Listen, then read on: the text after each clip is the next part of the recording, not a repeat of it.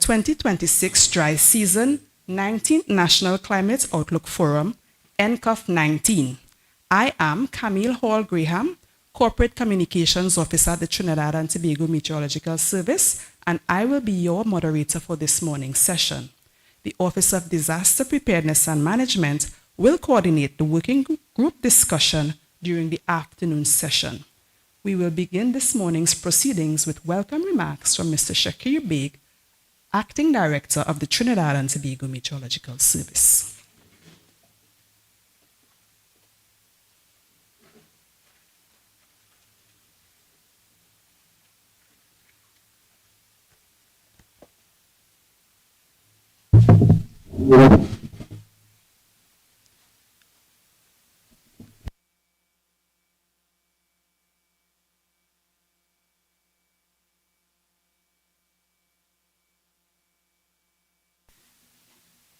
Thank you very much, Mrs. Hall Graham, Chairperson of this morning's proceedings, Madam Deputy Permanent Secretary of the Ministry of Public Utilities, Ms. Sherilyn Solomon, members of staff of the Trinidad and Tobago Meteorological Service, representatives of our key stakeholder agencies, and I recognize many of my friends going back for many years. I see a very high-powered table from WASA. Mr. Plenty is there. I see Michelle from TSCT and many others. Members of the media, academia, distinguished guests, ladies and gentlemen, good morning.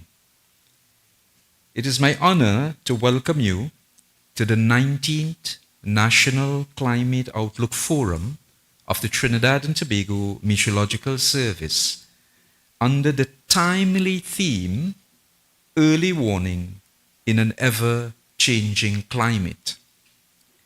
We gather today at a time when our planet is sending ever louder alarm bells.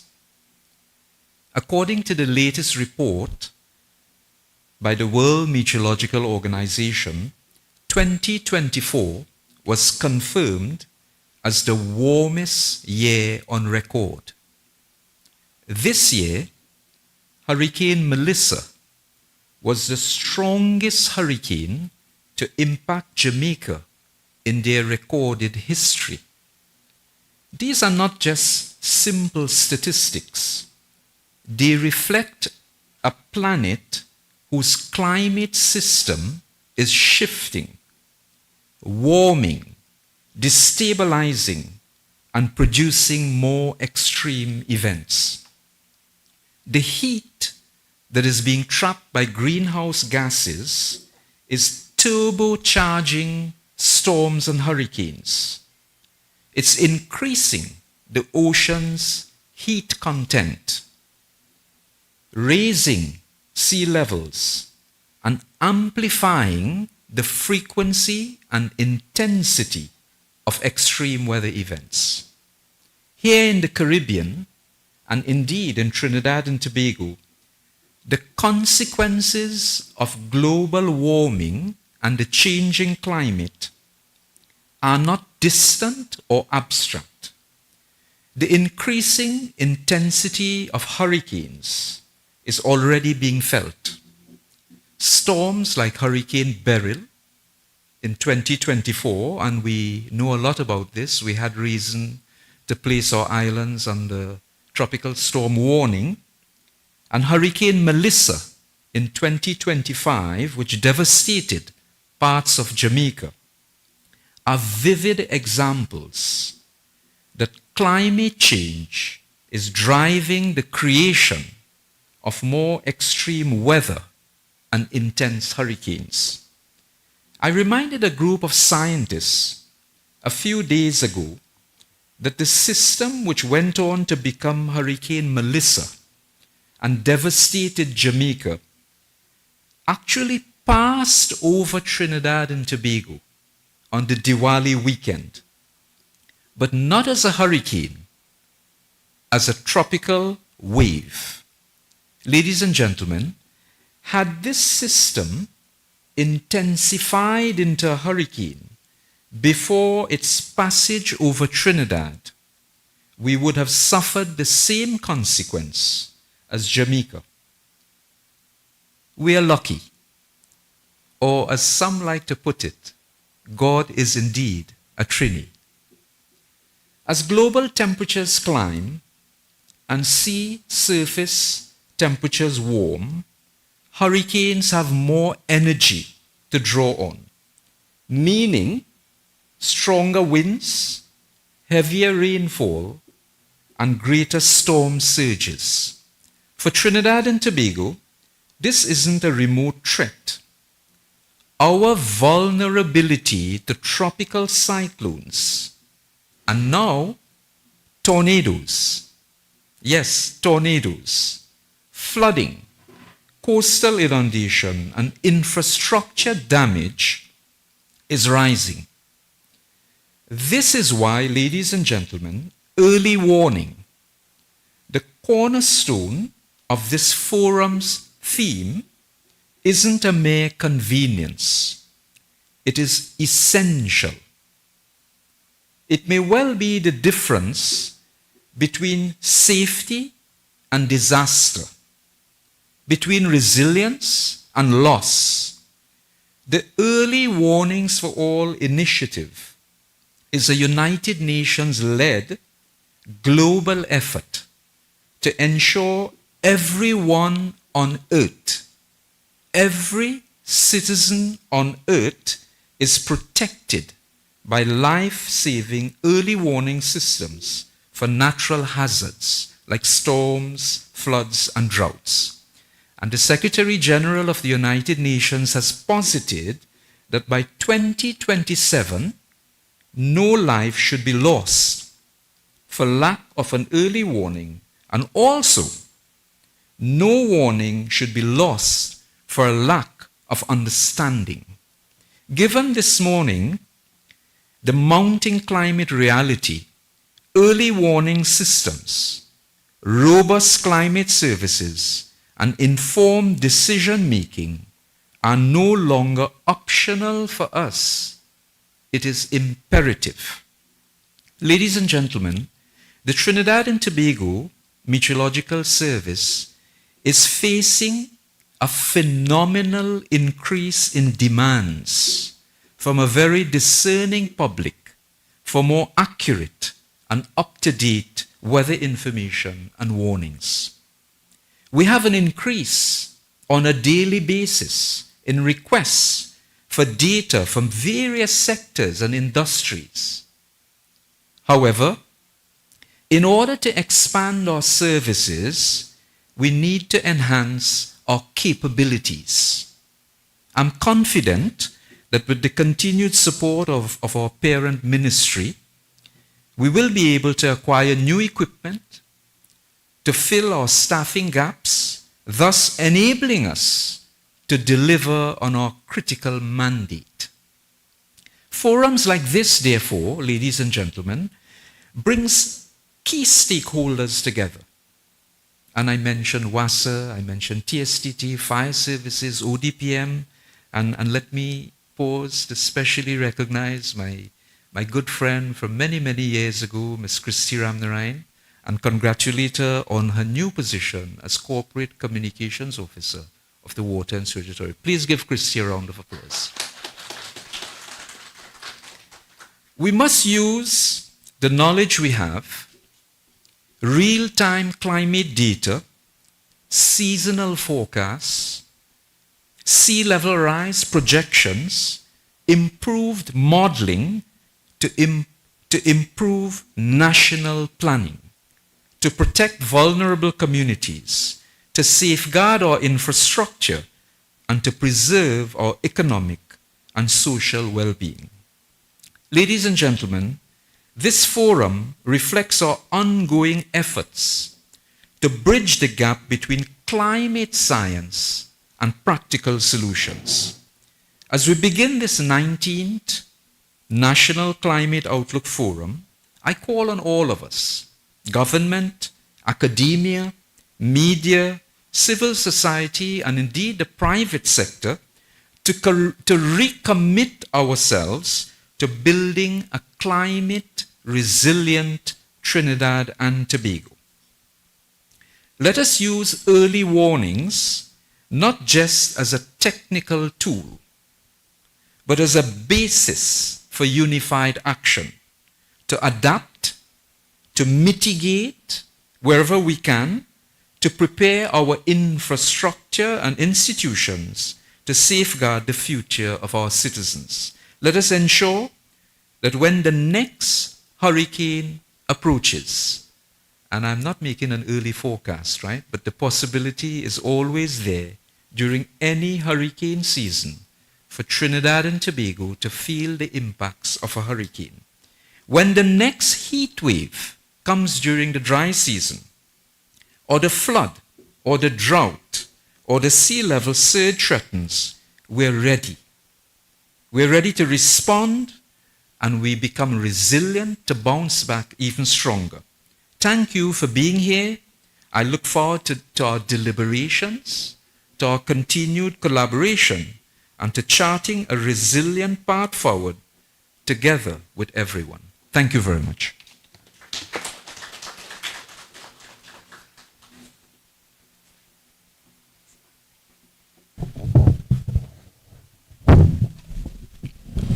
Thank you, Mr. Big, for setting the tone for this morning's proceedings. At this time, I would like to invite Mrs. Sherilyn Solomon to bring opening remarks on behalf of the Ministry of Public Utilities.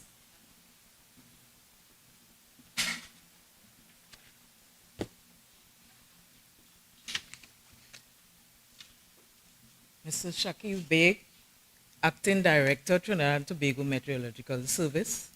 Mrs. Arlene Aaron Morrison, Acting Assistant Director, Trinidad and Tobago Meteorological Service. Officials of the Ministry of Public Utilities, Trinidad and Tobago Meteorological Service, Office of Disaster Preparedness and Management, and other stakeholders and agencies, other specially invited guests, members of the media. Ladies and gentlemen, good morning. It is truly an honor to be here with you today at the 19th National Climate Outlook Forum. I bring greetings on behalf of the Ministry of Public Utilities and extend a warm welcome to all. Your presence underscores how essential it is for us, collectively, to understand the climate information shared today and to transform it into effective decisions, policies, and actions that safeguard our people, economy, and the environment. Climate change is no longer a distant global concept. It is here with us. Each year, we witness more intense rainfall events, unexpected dry periods, coastal impacts, and increasingly unpredictable weather conditions. As a small island developing state, Trinidad and Tobago is particularly vulnerable. Our population density, infrastructure, livelihoods, and ecosystems face pressures that require foresight, collaboration, and scientific guidance. That is precisely why the National Climate Outlook Forum plays such a critical role. This forum provides us not only with data and predictions, but with actionable intelligence. The seasonal outlooks presented by the Trinidad and Tobago Meteorological Service support informed planning in vital sectors, including disaster management, agriculture and food security, water resource management, energy, health, tourism, insurance, and education. Effective use of climate information can help us reduce losses, protect communities, and strengthen resilience. The Trinidad and Tobago Meteorological Service continues to do excellent work in ensuring that climate information is accurate, timely, and communicated in a way that is practical and useful to decision makers. As technology evolves, and global demand for weather and climate services accelerates, our National Meteorological Service has remained committed to continuous improvement.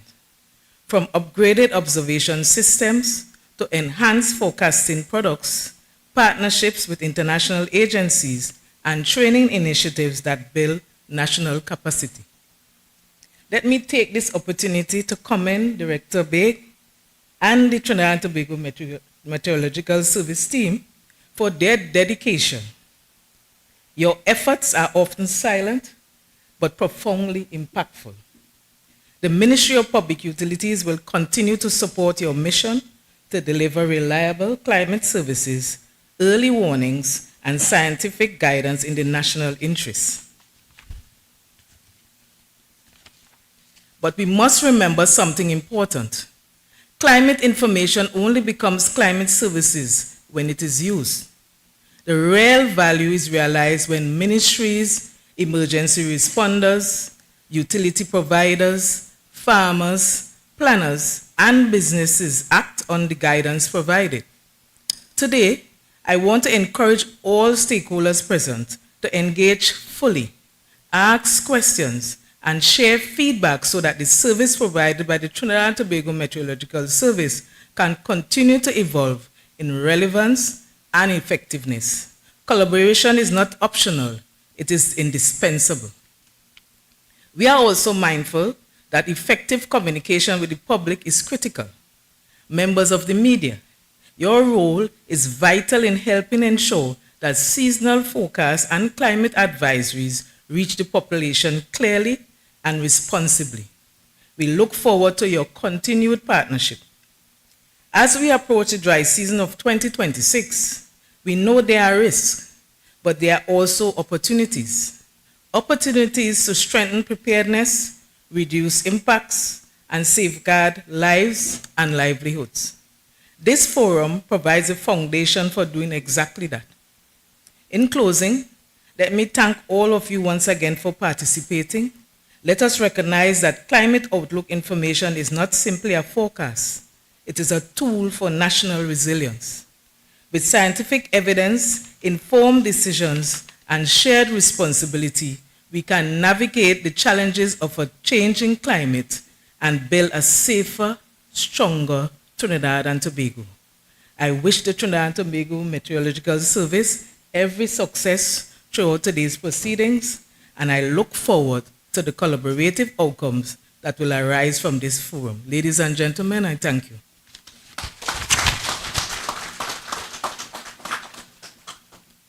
Thank you, Mrs. Solomon, for your remarks and taking the time out of your busy schedule to be with us today. At this time, we want to move into the presentations. Now, before we look ahead at what is likely to happen in the 2026 dry season, it's important that we take a review of what has happened so far for the wet season. So I'd like to invite Mr. Gary Benjamin, meteorologist at the Trinidad and Tobago Meteorological Service, to do this presentation.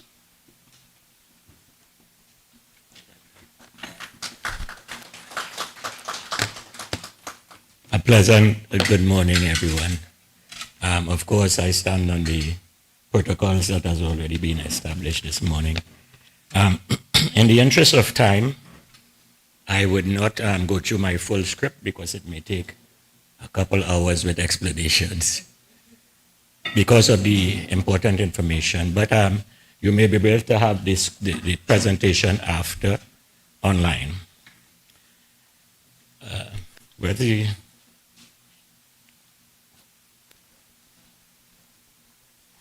Which one it is? Camille, which one it is as always? Forward. The automatic thing again. Which one is forward? All right, cool. Yes, this hurricane season, a number of events occurred, some regular and some not so regular. We would have had deluge at the beginning of the season. We would have also had floodings, dust, and also coming sometime to the end of the season, we would have had tornadoes recorded.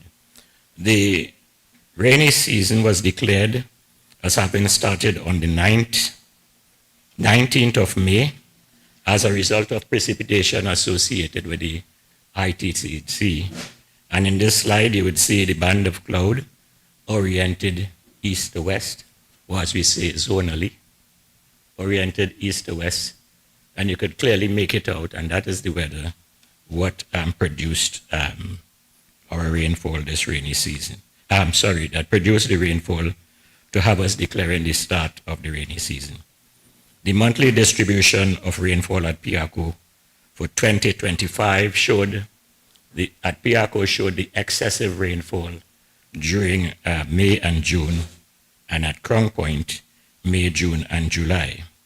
And the cumulative for the year so far for Piako and Crown Point, the graphs would show that Piako, up to now, up to the end of November, ended up with a slight surplus, whereas Tobago ended up just below par.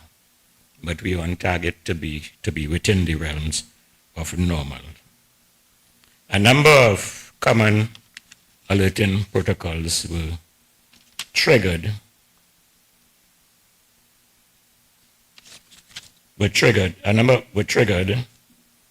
and the breakdown is as follows. We would see on the slides the amount of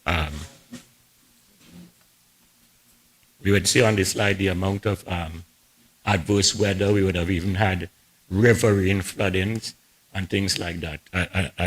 I fear to go through all of it because, as I said, in the interest of time. And while these figures go up to the end of November, we have also had a couple adverse weather alerts during the first week of December, as you well know. And while the official hurricane season ended on November the 30th, we are still very much in the rainy season, the Trinidad and Tobago rainy season, until the dry season has been declared.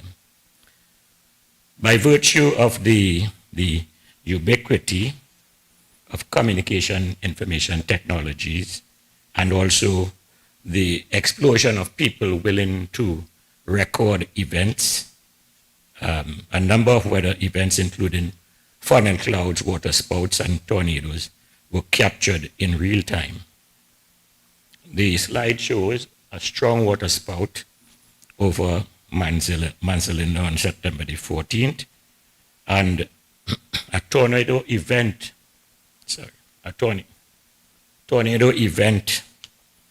on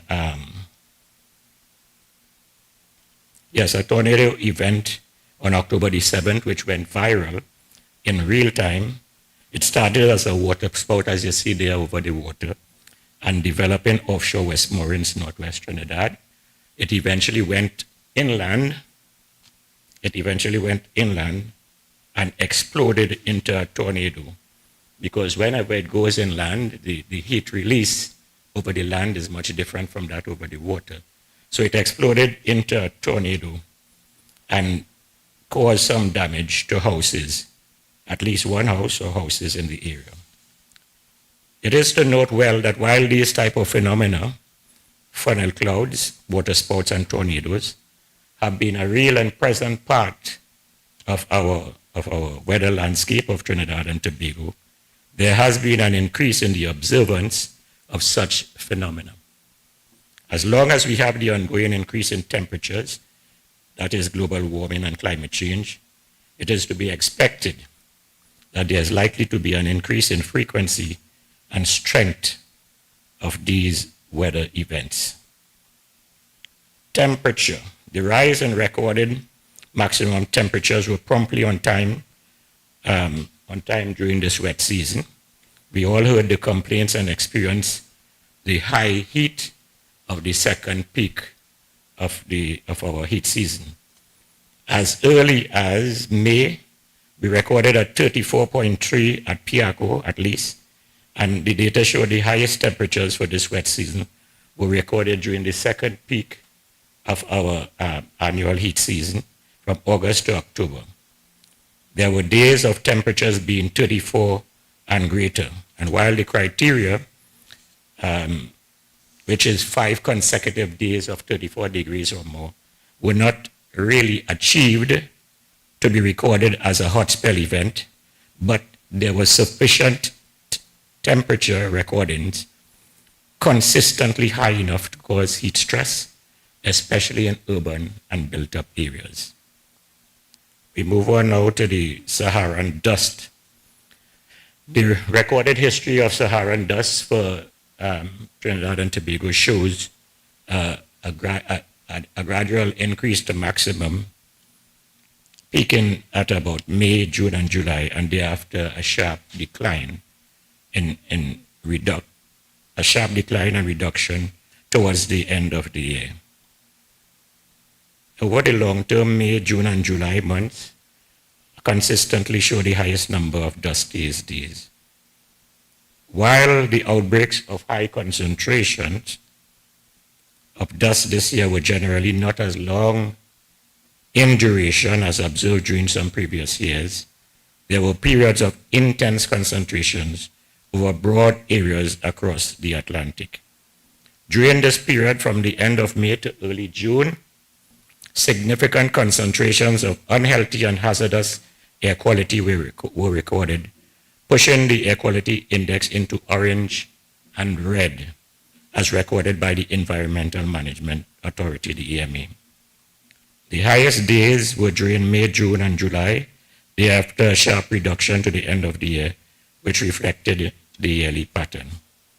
Within the recent days from the last month, November, the concentrations have been mostly mild to occasionally moderate. We move on to the North Atlantic hurricane season predictions, where the normal were for 14 named storms, 7 to develop into hurricanes and 3 into major hurricanes. A 60% chance for above normal season was predicted by NOAA, with a 30% chance to be normal. We did in fact have 13 named storms in the North Atlantic this year, the last of which was major Hurricane Melissa, a category 5.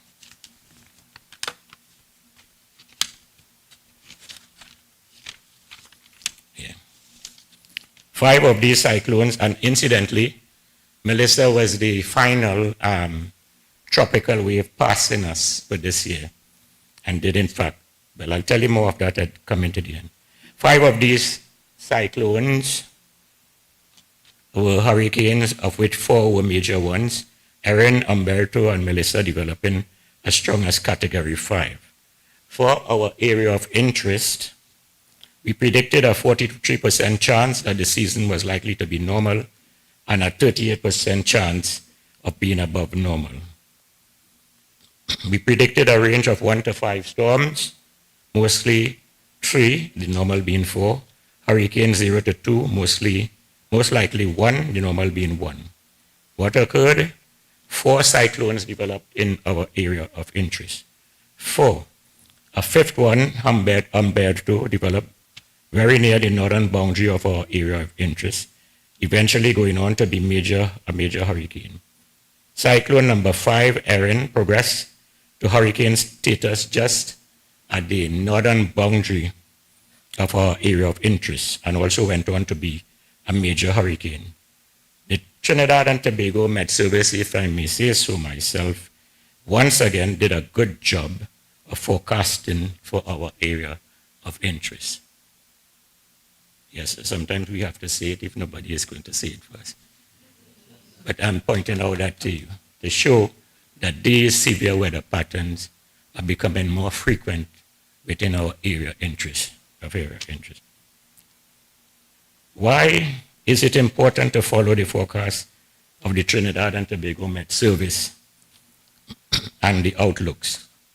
The following is a history of the early forecasts made by the Trinidad and Tobago Met Service before and during the development of major hurricane Melissa.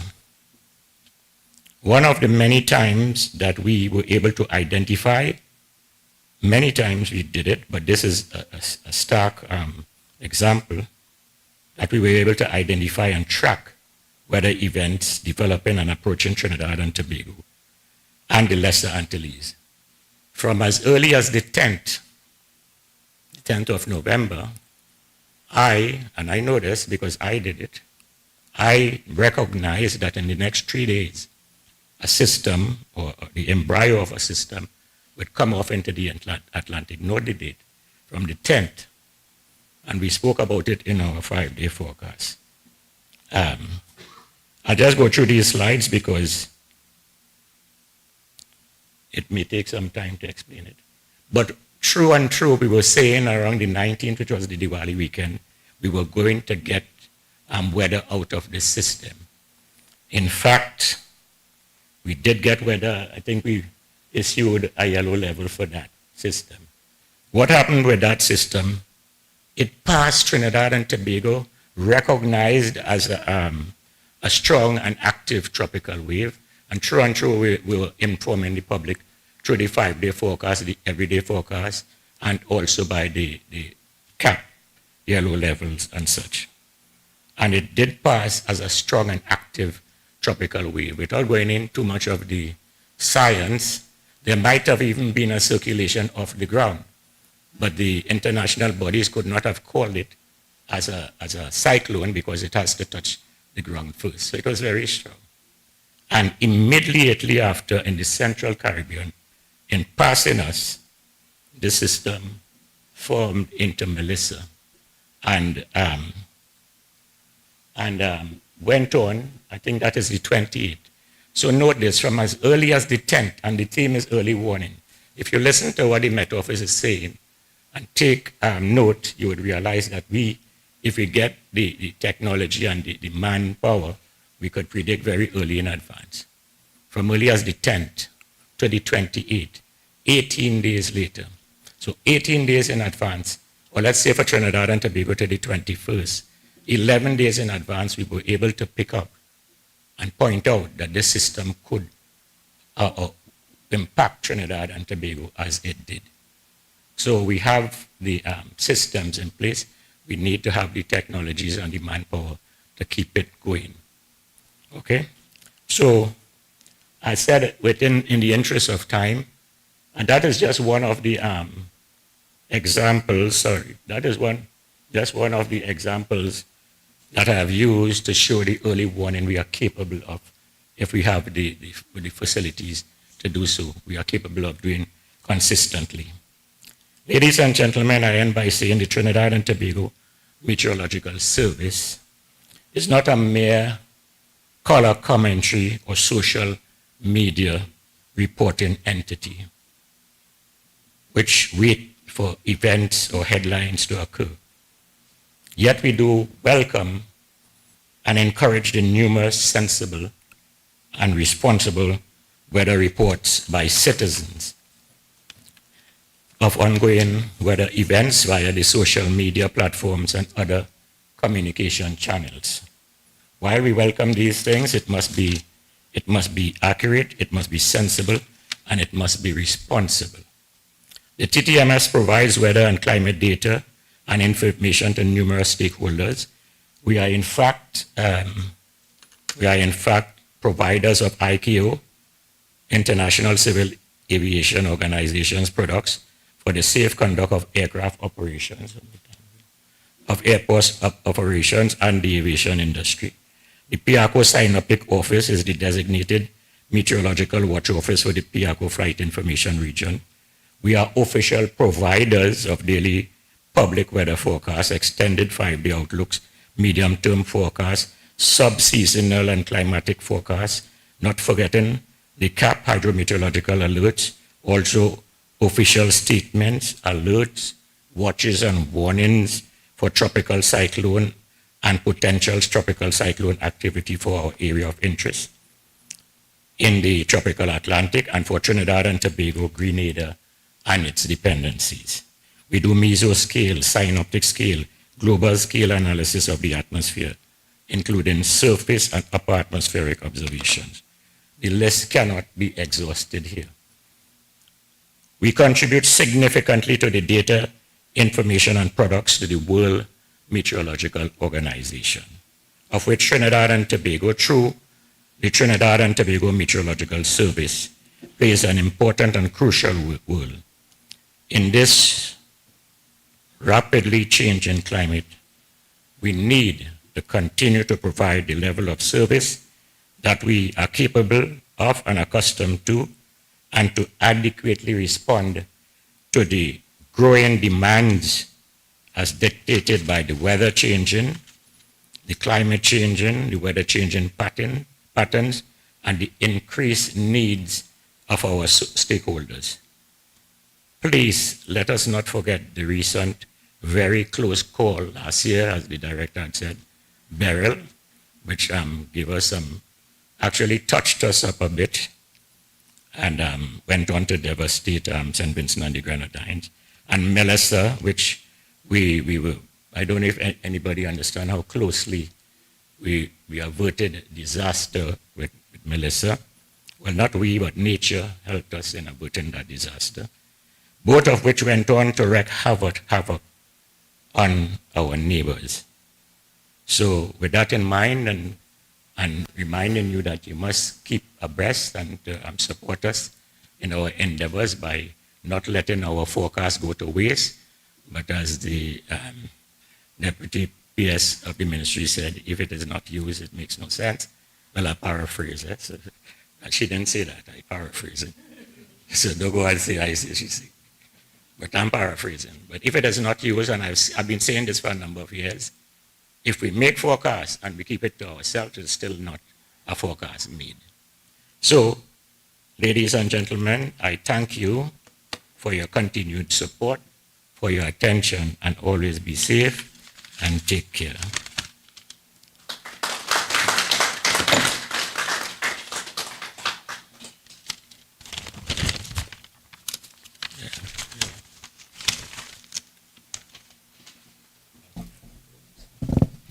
Thank you, Mr. Benjamin, for giving us that review of the weather systems that impacted us so far for the wet season and the hurricane season.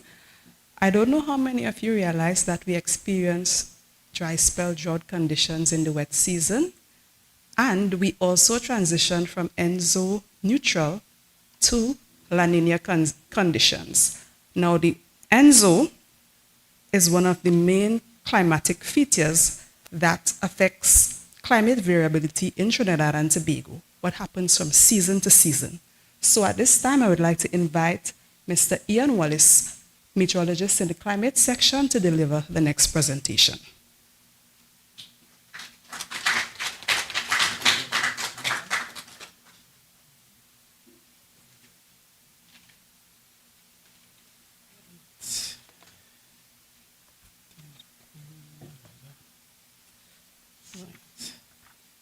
Good morning, everyone. Now, one of the major things that you heard from Mr. Benjamin was the fact that we've been seeing quite a few of the changes occurring to our climate regionally, especially as well as locally. And these local effects are being felt in some unusual ways. And this morning I'll be talking about how we get dry spells and also droughts within this wet season. And this past wet season was quite abnormal for that, simply because we've had quite a few of our systems traveling through us and towards north of us. But we'll basically start with saying to you that the wet season is not known for having dry periods, as it's usually one of the wettest parts of the year. However, relative to other wet seasons, we can notice differences and trends. And we do this by monitoring the dryness and drought indications throughout the year. Now, looking over the 2025 wet season, we noticed abnormally drier conditions developing in the middle of the wet season. As you can see here on this first couple of graphics, at the end of the 2025 dry season, both Trinidad and Tobago had no dryness concerns, mainly in part to above normal rainfall in April that continued through May. Now, the colors on this map show the observed levels of dryness based on rainfall differences from the average, which we have standardized and expressed as a number of standard deviations less than average. Now, the period used to compute the dryness is a 3-month period, and this is compared to the historical average for the same 3-month periods. So we go back over the several years of our rainfall records, and we compare each of those 3-month periods to determine the levels of abnormal dryness that we've seen. Now, the gray colors here indicates areas where there is no significant dryness concerns. And when we get further along, you'll notice that they'll be seeing yellows to red colors. And these will be used to indicate areas where we've got borderline dry to extremely dry levels of dryness. Now, over the next 3 months, we still had no dryness concerns for the majority of Trinidad and Tobago. So this was during June, July, and August. We've only got a few pockets of borderline dry conditions, and these were noted around Brazil, Talparo in Trinidad, and around Hillsborough in Tobago. However, once we moved on over the next 3-month period, through July, August, and September, the eastern Caroni Plains of Trinidad in particular became moderately dry to very dry during this 3-month period. Now, the pocket of borderline dry conditions that we noted earlier through June, July, and August near the Arena Forest Reserve, they worsened in severity to become very dry, and then they spread across the eastern Caroni Plains. Now, this obviously led to a dry spell warning by the end of September.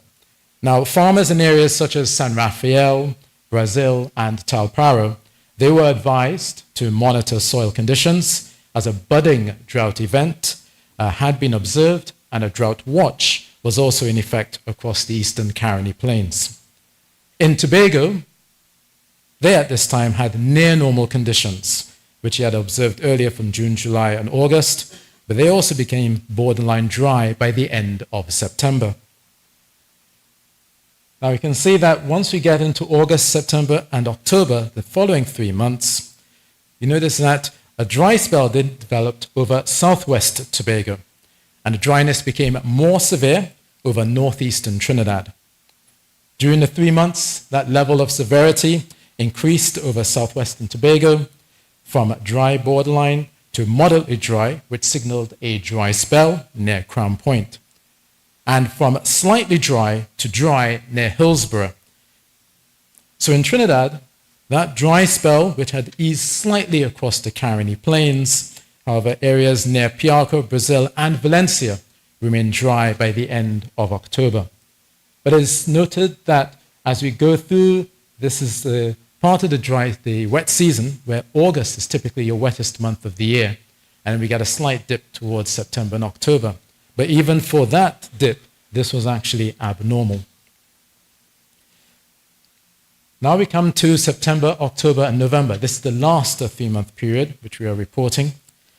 And Crown Point became very dry for this time of the year, leading to a drought watch in effect across southwest Tobago. Meanwhile, a dry spell had developed across the remainder of Tobago, and in particular central Tobago in the areas of Goldsboro and Hillsborough. Now, a dry spell then developed in northeastern Trinidad near Valencia and Sandy Grande in particular. So you notice that we are in the heart of our wet season, but because of declining rainfall amounts, you're noticing that we're seeing a dry trend as we go through those following months. Now, this slide here shows you the dryness and drought indicator monitor and the values that we measured throughout the dry season. Now, the dryness or drought indicator, it assesses the severity and the rarity of dryness or wetness in an area. It is known as the Standard Precipitation Index, or SPI.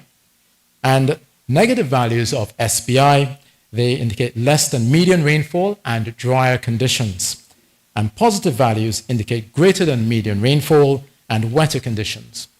So in general, dryness impacts are expected when the value of the 3-month SPI lies near negative 1.0. As the negative SPI values becomes larger in amount, greater than negative 1, then the severity of the impacts increases. So for Trinidad and Tobago, the extreme dryness we occur in the dry season, usually when negative SPI values are larger than negative 1.25. Now, looking at this during the 2025 dry season, we saw a maximum SPI was a positive 2.43 around the Navat Reservoir in the Tabaquite region at the end of June, and that was covering the 3 months of April, May, and June. But then we dipped to a minimum value of negative 1.63, and this occurred in the Arena Reservoir in the Eastern Caroni Plains at the end of September. So for the 3 months, July, August, and September, we obviously saw this dip occurring. Now, the increased dryness from August through October would have impacted the agricultural sector. And in particular, we did see some personal reports from citrus farmers who had decided to harvest earlier during the dry spell. And also they changed their fertilizer schedules as a result. Now this trend, you can see the declining arrow shows the increased dryness as we went from late August through September and October, and this continued into November. Now throughout this period, you also notice that one of the reasons for us seeing the declining rainfall, as Mr. Benjamin had alluded to, is that most of our tropical cyclones that were passing us were on apart from the couple of them that were strong, most of our tropical waves were actually traveling towards our north. And you notice that on the path that Mr. Benjamin had shown about the tropical cyclones, you saw most of them curving towards the northeast, northwest, and then pushing out towards the northern Atlantic. So we did not see as many of those tropical waves coming across and bringing us the significant rainfall that we required. So this is one of the reasons why we saw that additional dryness. Now, some of you may also be talking about PT Carême, but PT Carême is usually just about a 2 or 3 week period of dryness. This was actually extended over several months. So we had a severely wet spell in Navat Reservoir, just around April and May, June, and then we saw the incipient or budding drought across the Arena Reservoir, and then also for Crown Point as well. Now, one of the things that you may also be aware of is that the climate services of Trinidad and Tobago Meteorological Service will produce these dryness and drought indicators, monitors, and outlooks on a monthly basis. And you can access these via our website. And throughout the year, for those of you in the agricultural sector, the 3-month dryness drought outlook is most useful. For those in the hydrological sector, the 6-month outlook is most useful for water resource management. And this product can also be used in conjunction with other TTMS products, such as the ENSO Outlook. So I've come to the end of this presentation on the dryness product. So we're now going to look at one of the other major climatic factors that has been influencing our weather recently, and that is the La Nina.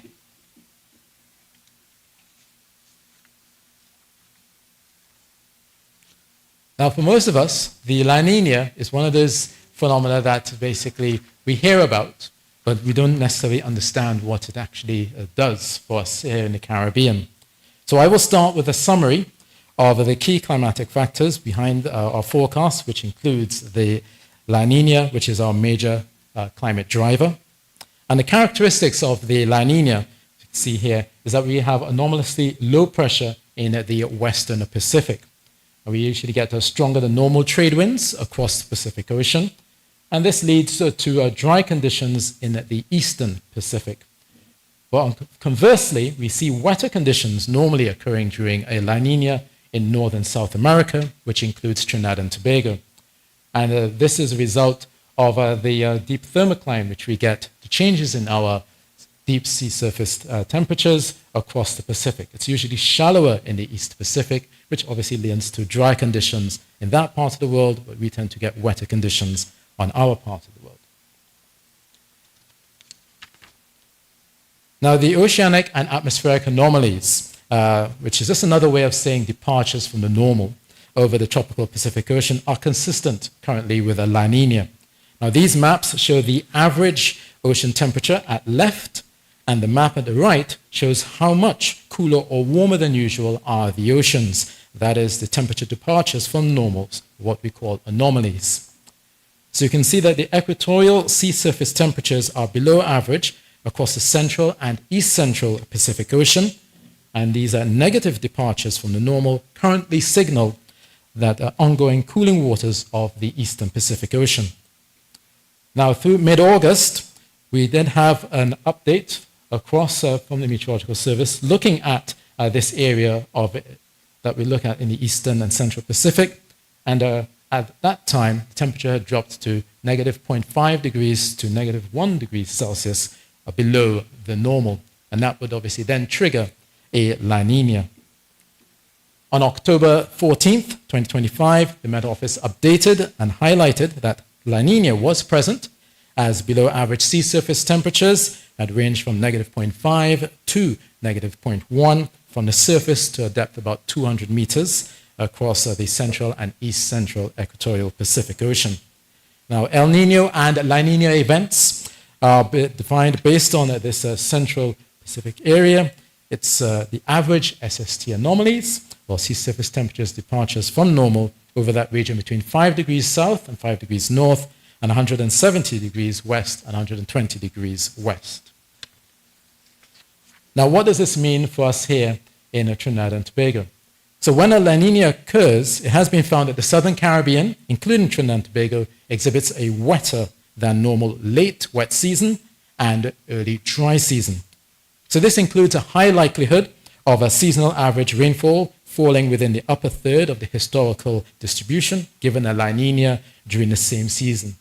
That is to say that above normal precipitation, January through March, is expected. Similarly, there's a high likelihood of a below normal mean temperatures. That is, that the seasonal average mean temperature falling within the bottom one-third of the historical average during January to March. So, in short, at this time, if we have a La Nina, we see wetter than normal late wet season conditions and usually wetter than normal early dry season conditions. And from what Mr. Benjamin had mentioned earlier, we noticed that we did have those flooding events occurring across Trinidad and Tobago. And obviously, despite the slight dry spells, which is relative, the actual increases in the intensity of the rainfall is to be noted. And this has been occurring over several years. Yet another sign of the changes that we've been seeing throughout our local atmosphere. So the La Nina is expected to linger through January 2026, and then it's followed by a medium chance of a return to ENSO neutral conditions through late February and going into March 2026. But the La Nina will likely affect local conditions, and with regards to La Nina, it has been found that we in Southern Caribbean will experience wetter conditions than usual and cooler conditions than usual. Now this also, we'd look at in our part of the world for the Atlantic. Quite often, we look at our sea surface temperatures to give us a measure of how we can see the effects of our warmer than average seas on us. At this time, we have warmer than normal waters currently surrounding Trinidad and Tobago, and the sea surface temperatures around the Eastern Caribbean Sea, and then also further southeast into the Western Atlantic Ocean, have remained slightly above average for the time of the year. And this will also influence our 2026 dry season.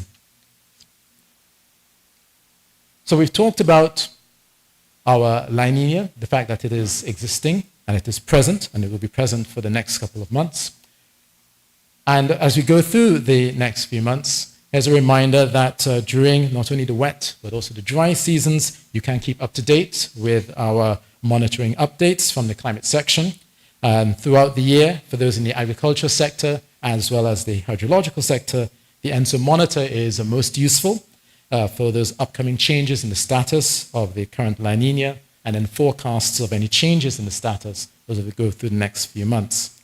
And as a La Nina progresses, you should also be monitoring the agro-meteorological bulletin, which will basically give you a 15-day look ahead. And for those of you as well in the Water Resources Agency, internally, they are supplied with products from the Meteorological Service, which go into a bit more details for their reservoir catchment areas. So for the general public, you're advised to monitor the climate services products, not only the dryness indicators, the ENSO monitors, as well as the agro-meteorological bulletins. Thank you very much.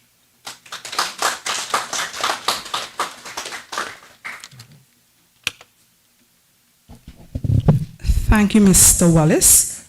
At this time, I would like to invite Mr. Kedar Kisoon, Acting Chief Climatologist at the Trinidad and Tobago Meteorological Service, to present the 2026 dry season outlook.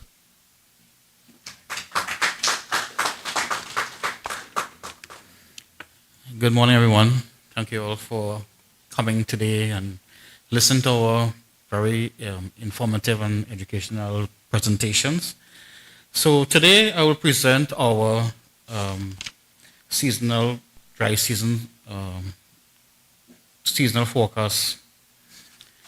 I will start with slides. I will start with the forecast method because some of us are concerned in terms of, besides what Mr. Benjamin and Mr. Ian Wallace has said in terms of the general flow, in terms of the holistic, global climate features, there's some other things that we look into.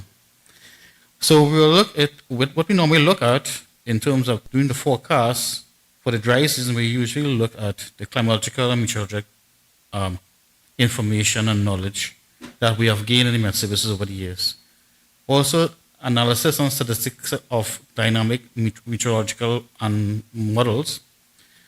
Weather models include atmospheric and ocean phenomena such as ENSO, sun oscillation, historical precipitation, and sea surface temperatures that influence the weather across the Eastern Caribbean and into particularly our region in Southern Caribbean. The key climate influencer that two of our presenters presented, sea surface temperature anomalies and the ENSO, and right now we are experiencing, as we already said, a weak La Nina has developed over in the Pacific Ocean in October 2025 and is expected to positively influence rainfall occurrence over Trinidad and Tobago during the first half of the dry season. Latest WMO update has a 55% chance for La Nina to remain through February 2026. Warm sea surface temperatures exist east of Trinidad and Tobago and into the Atlantic Ocean, and is expected to provide the moisture for cloud development during the dry season months. Given the expected climatological conditions, the 2026 dry season is expected to have a wet start. Near normal to above normal rainfall and warm temperatures are expected for December 2025 and the 2026 dry season. Flood potential remains moderate for December 2025. And now let's start with December, what we're experiencing right now. And as you all notice, we're having some showers, some more rainfall for December. So we're seeing that when Mr. Waltz was speaking about, we had less rainfall from September, October. Now the rainfall is kind of picking up, similar for Tobago. So for Trinidad and Tobago for December, because of the expected positive influence of the weak La Nina over Trinidad and Tobago, and warm sea surface temperatures around and east of Trinidad and Tobago, it will provide a moisture for cloud development. It is expected that most areas of Trinidad and Tobago will experience rainfall totals above 206 millimeters, and most of Tobago will experience rainfall totals greater than 124 millimeters. Flash flooding, waterlogged soils, water ponding is expected.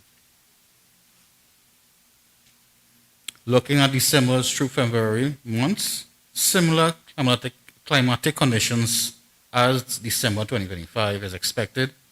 We will experience near normal rainfall totals for those months.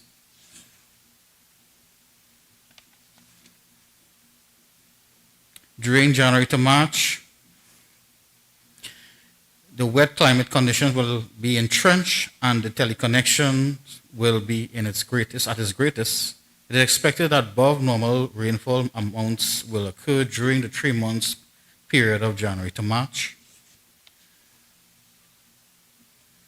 During March to May 2026, the wet climate conditions and the teleconnection will decrease somewhat in strength, giving near normal rainfall totals. Overall, the 2026 dry season is expected to have near normal rainfall. Let's look at the expected rainfall totals as compared to the climatic normals. Most of Trinidad and Tobago is expected to receive rainfall in the percentage of average of greater than or equal to 110% of the normal. Now, mind you, the normal is a calculated value. That is our means. So 110% obviously is more. But since from our definition of what is near normal, we define near normal between 75% to 125%. So although it's near normal, it will be lie on the positive side of it. Now we'll look at the possible accumulated rainfall totals with the highest chance of occurrence during the 2026 dry season. The greatest rainfall amounts will occur in northeastern Trinidad, with rainfall totals as high as 769 millimeters in Trinidad and 540 millimeters in northeast Tobago. And if we look at another indice, for example, how extremely dry would it be? The chances of extremely dry condition over the 2026 dry season, the risk of rainfall falling in the lowest 10% of historical records, is low to moderate. Now we'll look at the probability of the 2026 dry season rainfall totals exceeding the national average of 412 millimeters. The national average was calculated from 45 stations across Trinidad and Tobago. It can be seen that most areas have a probability of 60% or above for rainfall to surpass the 412 millimeter amount. And now let's move on to temperatures. The mean temperatures are expected to be above normal across Trinidad and Tobago for the 2026 dry season. Both daytime and nighttime temperatures are likely to be above normal over both islands. The greatest odds for warmer than average nights and days are over cities, urban and built-up areas. A moderate chance exists of 40% for short duration warm spells during the month of May, which actually is the start of our heat season over Trinidad and Tobago. That normally, heat season is from May to October. So it's the beginning of the heat season coming in, which is part of the Northern Hemisphere summer, from spring to summer. Maximum temperatures averaging around 33.5 degrees Celsius in Trinidad and 32.5 degrees Celsius in Tobago. I will summarize key messages for this 2026 dry season. The weak La Nina is present will continue into the months of January to February in 2026. This will enhance local rainfall amounts during the first half of the season, followed by neutral conditions during the second half of the season. The December 2025 rainfall is likely to receive near normal rainfall across many areas of Trinidad and Tobago. The 2026 dry season, January to May rainfall outlook indicates moderate chance for near normal rainfall amount. Wetter than usual conditions in the first half, near normal conditions in the second half of the season for both islands. Although the percentage of average of seasonal rainfall range between 84 to 124%, as you saw in the last graphic, well, previous graphic to that, the country is expected to get percentage of average greater than or equal to 110% of the normal. Expect fewer dry days and fewer 7 and 10-day dry spells for the season. The national dry season average of 412 millimeters is expected to be surpassed over most of Trinidad and Tobago. Low to moderate extreme conditions for the season expected. Although the mean temperatures are expected to be above normal throughout the season, 3 to 7 cool nights can occur where temperatures can fall below 20 degrees Celsius in Trinidad and 22 degrees Celsius in Tobago, especially in January and February.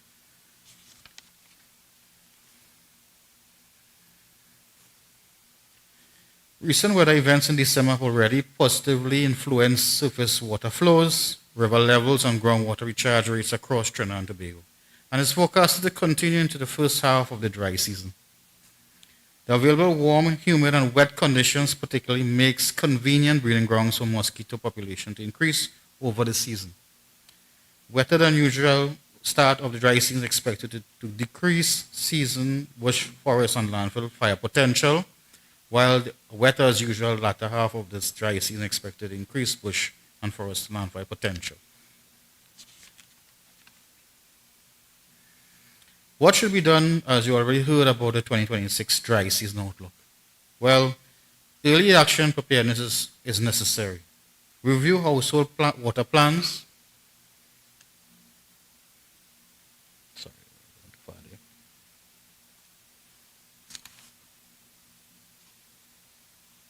Right? Sensitize vulnerable population of negative impacts of the outlook, raise awareness of the dry season mitigation measures of various sectors such as health, agriculture, fire and water, etc. Review mitigation plans for the possible occurrence of landfill fires and management of smoke and smog. Review contingency plans to manage spikes in diseases such as gastroenteritis, leptospirosis, dengue, and smoke-related ailments.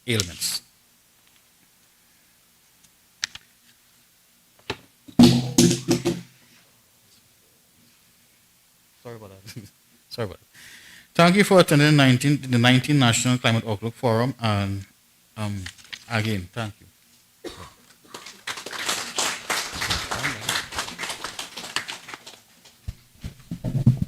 Thank you, Mr. Kisoon. At this time, we will entertain your questions. If you have any questions for the head table, one of our officers will be roving with a mic.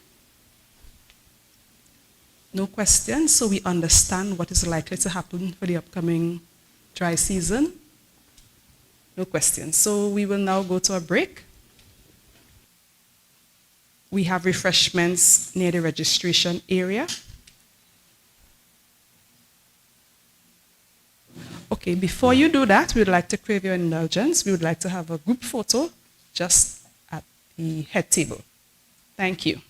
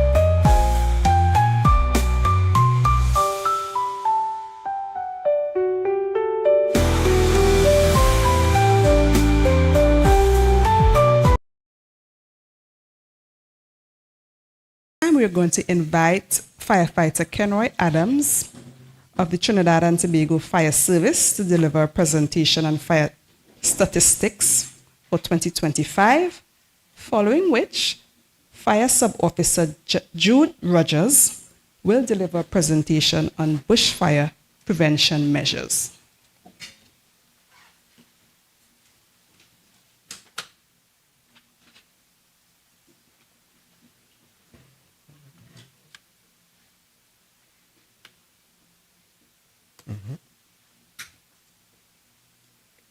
Good morning, everyone. Good morning. Standing on previously observed protocols, thank you for having me at this meeting. All right, so what we are going to do is have a look into what the firefighters face as a direct result of the effect of climate in our country. All right.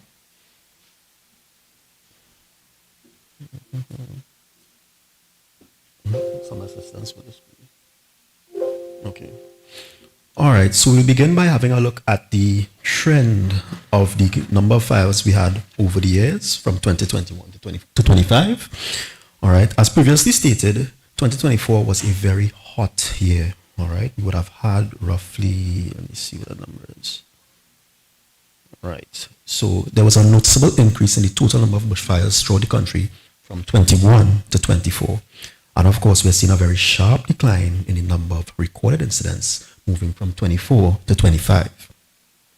The decline in these numbers could be attributed to a number of changes, a number of causative agents, one of which could have been a wetter, dry season.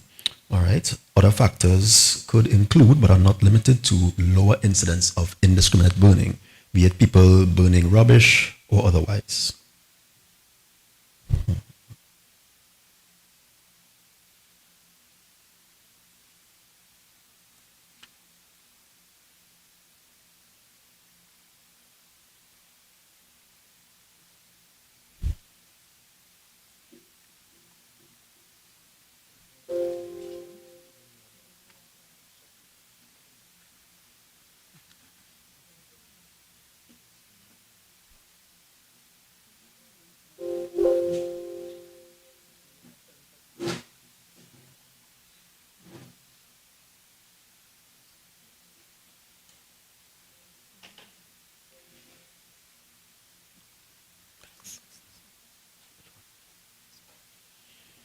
Okay, so this is just a table of the raw data we would have obtained, all right? But at first glance, this wouldn't really make much sense. So let's go into it a bit deeper.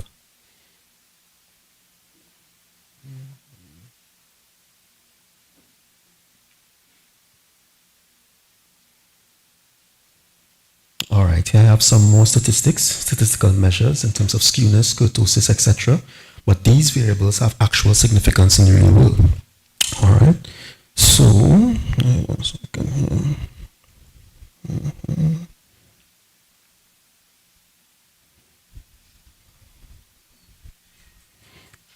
All right, so all the values of skewness are above 1. We generally have a right tail distribution, and when I show you the upcoming graphs, you'll see that all of the bushfires have a tendency of clustering around the earlier parts of the year.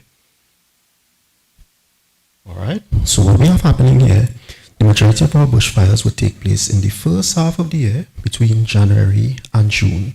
All right. If we look at 2024, we are seeing the highest peak or the greatest spike in activity. All right. Right. So the data is generally right skewed. Visually, there's a greater number of incidents on the left side of the chart. All right. Or the earlier months of the year. For each year, the median number of incidents is less than the mean. All right. This is another indicator of a skewed distribution. There are spikes in bushfire incidents between February and May of each year. Dry spells, bushfire occurrences upward. This is in complete alignment with the country's dry period. These figures could also be attributed to human activity where bushfires are started for either agricultural purposes or otherwise.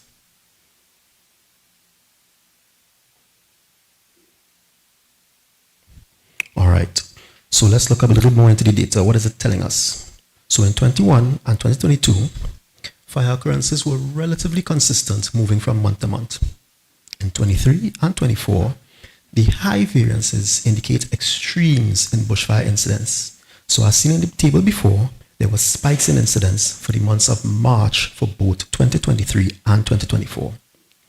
In September of 2023, there was an unusually high number of bushfire incidents. Is this an indicator of there being more intentionally set fires, or is it an indicator of something else? All right. And of course, the data seems to indicate an overall drop in the number of bushfire incidents, moving from 24 to 25.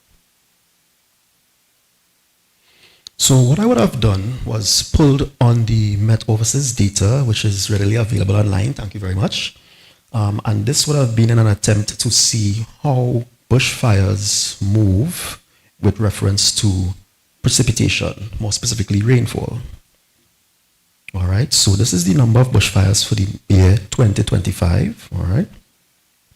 And these graphs represent the data that would have been recorded by the Met Office for PRCO and Crown Point in terms of the amount of precipitation for the year thus far. Now, if we look at the graphs side by side, they are basically, sorry.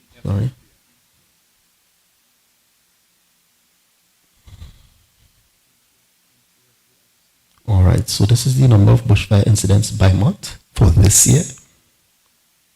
And here we have the rainfall totals by month for this year. And this would have been obtained from the Met Office's website.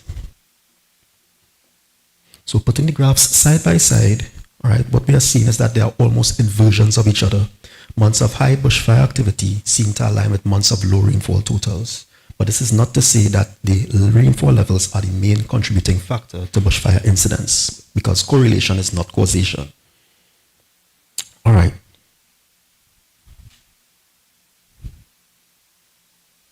So we are now going to look at the divisional impact on the numbers that we would have recorded.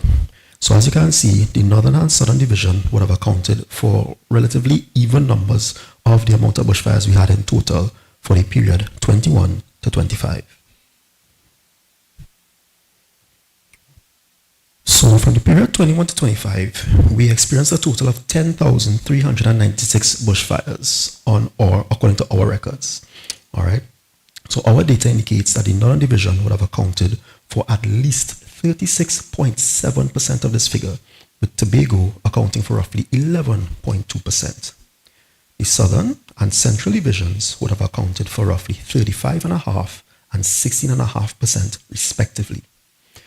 If we were to look at these same figures from an annual perspective, 2024 and 2023 would have accounted for at least 32.5% and 25% of the overall total number of bushfires for the stipulated period 2021 to 2025.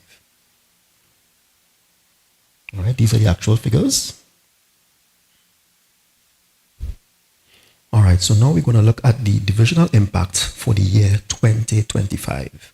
Again, we are seeing a relatively similar pattern, but it's just on a smaller scale because we are looking at a single year as opposed to a 4-year period as before. For the year so far, we've had a total of 1,727 bushfires. So our data indicates that the Northern Division, again, will have accounted for at least 34.6%, with the Southern Division accounting for roughly 34.8% of the total number of fires for 2025 thus far. The Central and Tobago divisions would have accounted for roughly 20.3% and 10.3% respectively.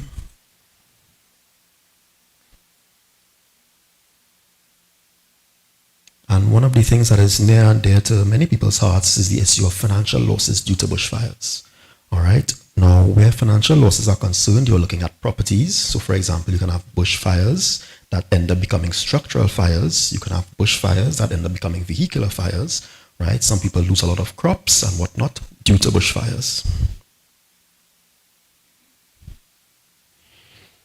All right. So, in an attempt to play with the data, all right, and this is just using rainfall and the number of bushfires, I would have created a little model that predicts the number of bushfires based on the total amount of rainfall per month. All right, so what we have here is B is equal to 418.36 minus 0.899 T. B represents the number of bushfires. T represents the total amount of rainfall at any given period. All right. Essentially, what this is saying is that as your rainfall amounts increase, you can expect a lower number of bushfires. Again, this is a very rough model because it doesn't take into account human activity, wind speed, topography, etc. But with more variables, a more robust model can be provided. All right. Right. So as I said, the model essentially dictates that as total rainfall increases, the number of bushfires should decrease. All right. It also dictates that for every 1 unit increase in total rainfall, the number of bushfires decrease by 0.899 units. All right.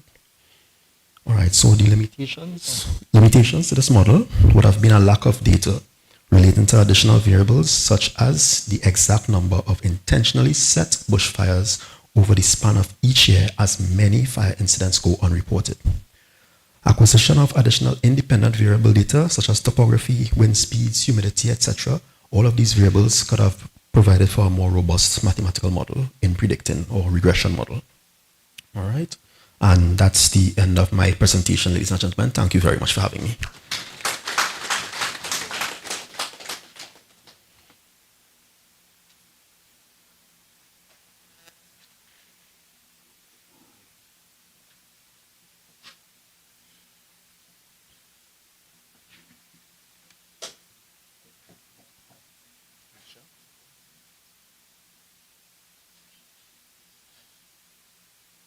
Pleasant good morning, everyone. I'm Fire Sub Officer Rogers. I was acting last year.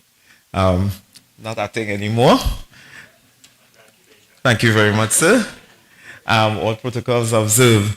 As we were talking prior to just coming on board, we have been using the data that has been provided by this forum and the fact that you all would have seen it fit to share this with stakeholders, recognizing that your clients are the persons who utilize the data, is one of the most telling effects of this forum. And that continues to broaden and it continues to get deeper, the relationship that we have.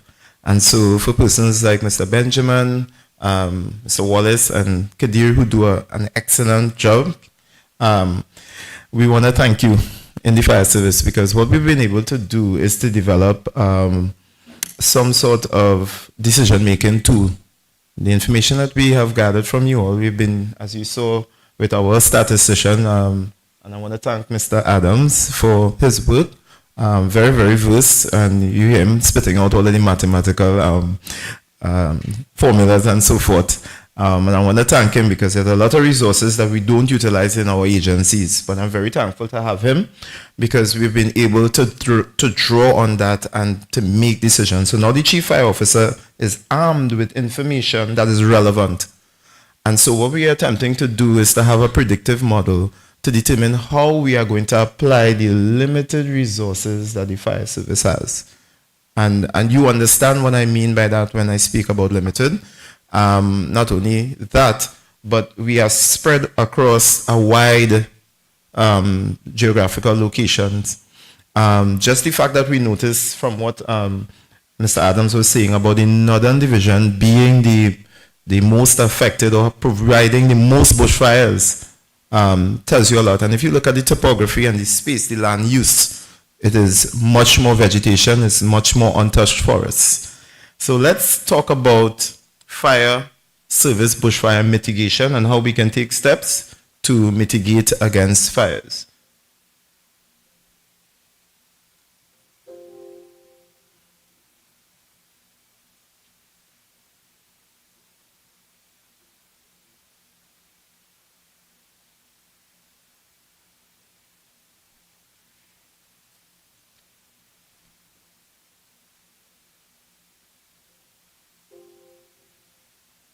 Am I going backward or forward? Does it seem to be stuff?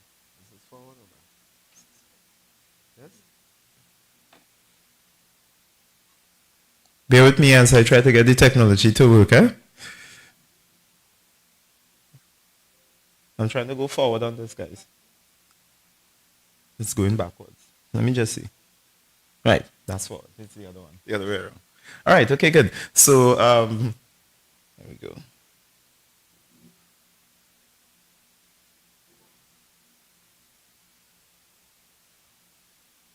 Right, so ladies and gentlemen, As an introduction, each year you know we have the advent of the dry season, and with it brings a lot of changes and which are rife for bushfires.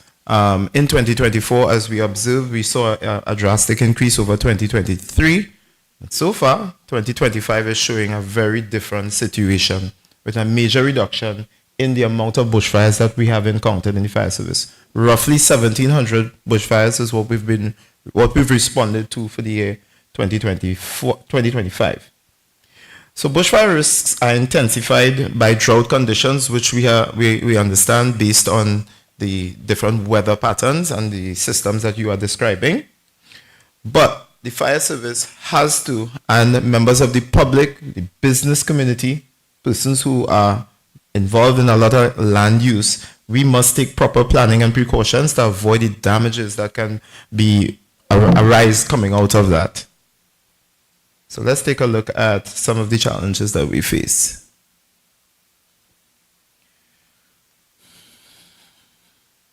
So as part of our mitigation plan, we're looking at seasonal preparedness, because as you know, the resultant periods that we have or seasons that we have in Trinidad are totally opposite.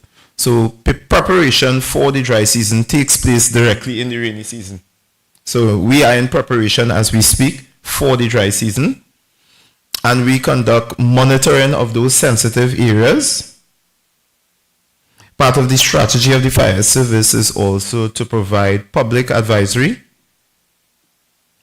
but that advisory comes because of the information that we receive from the Trinidad and Tobago Meteorological Service.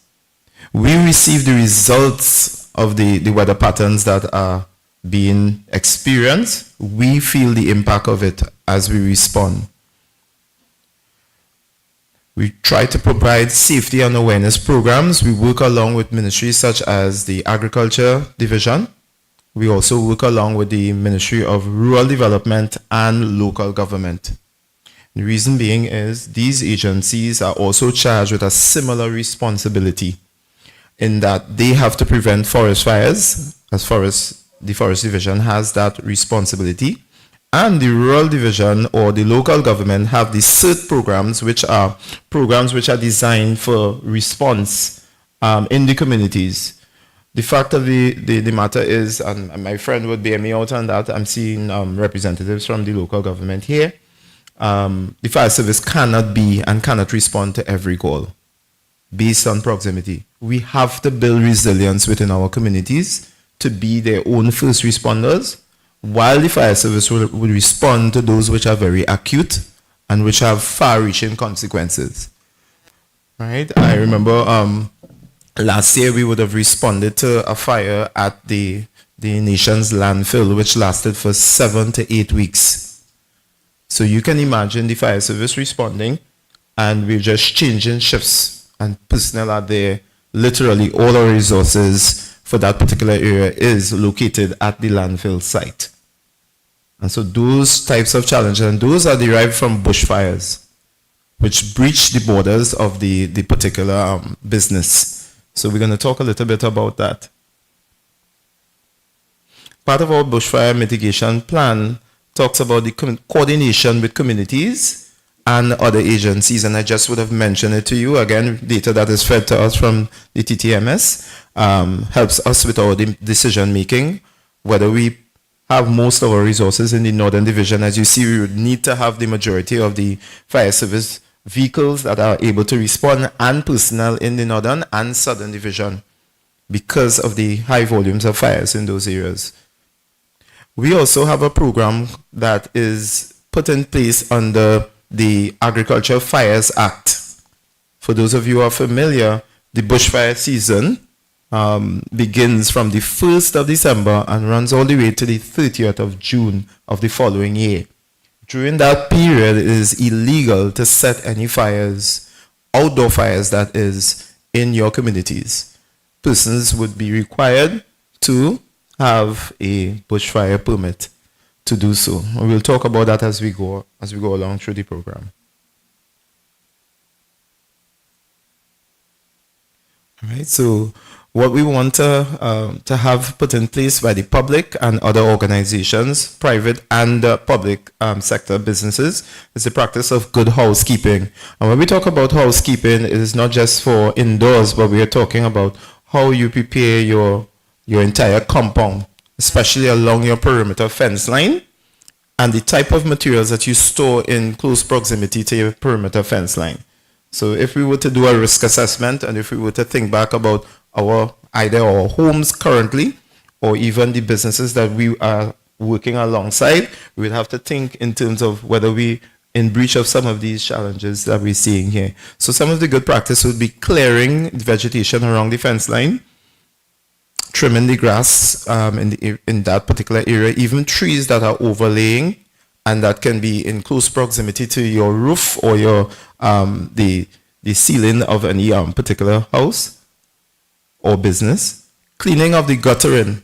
There's normally leaves that would gather and fall into those. Those can also propagate during the dry season, and they can cause fires to ensue. Again, we talked about the clearing of the perimeter fence and the boundary line, and we have prescribed amounts of distances that you want to remove the vegetation.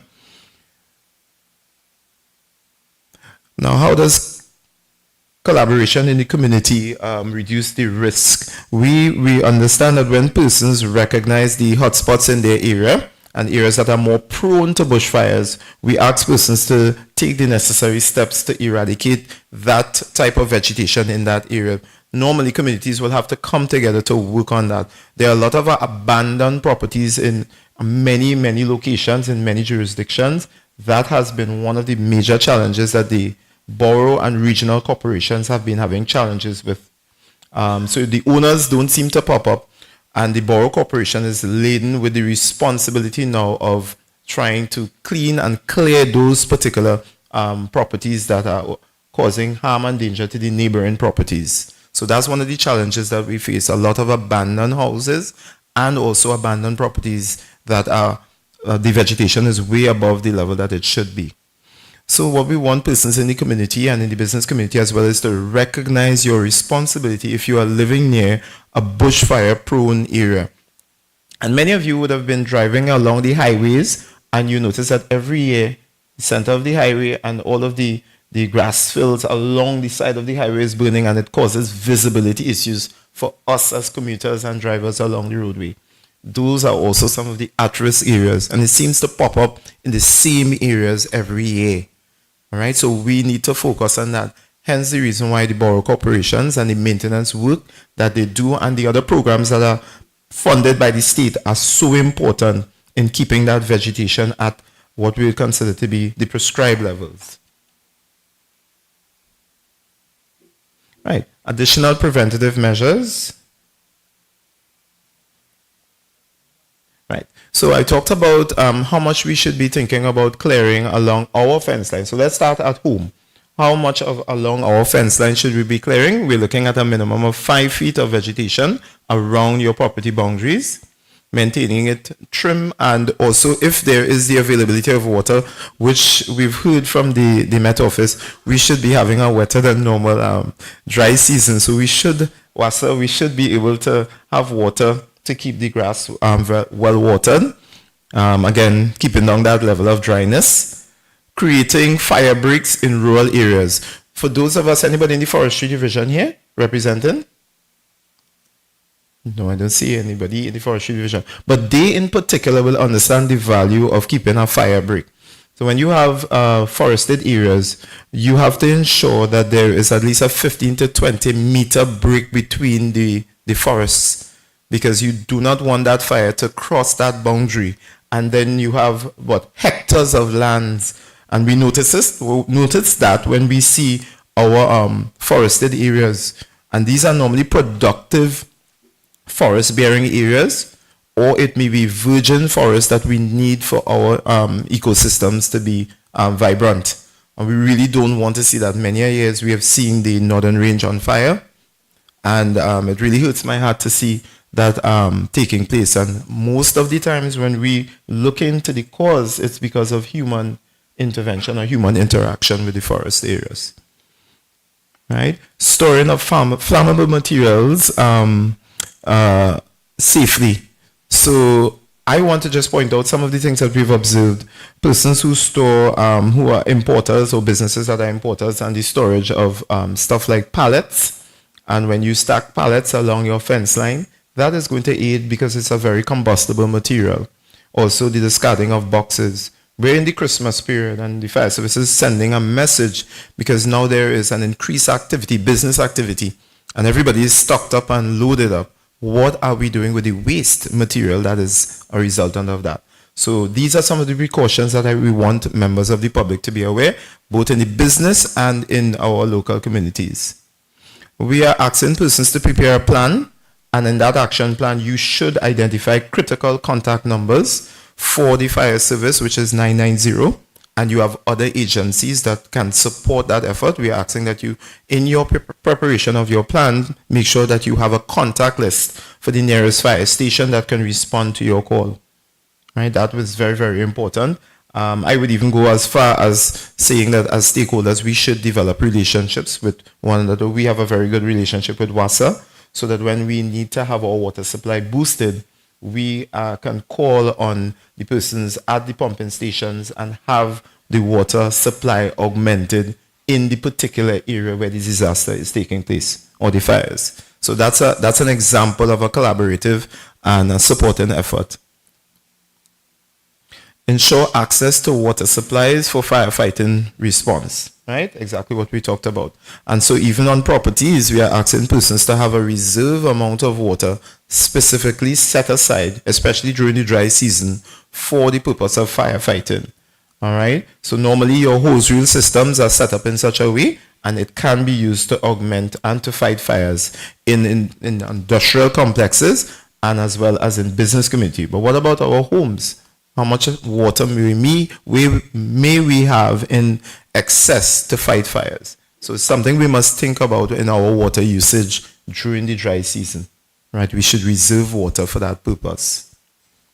And of course, I must encourage the use of fire extinguishers because, of course, they do protect and they do save lives.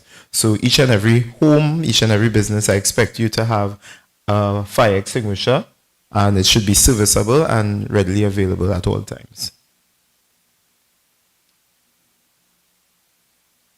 What does the law say about fire permits, and what is a fire permit? How can we acquire one?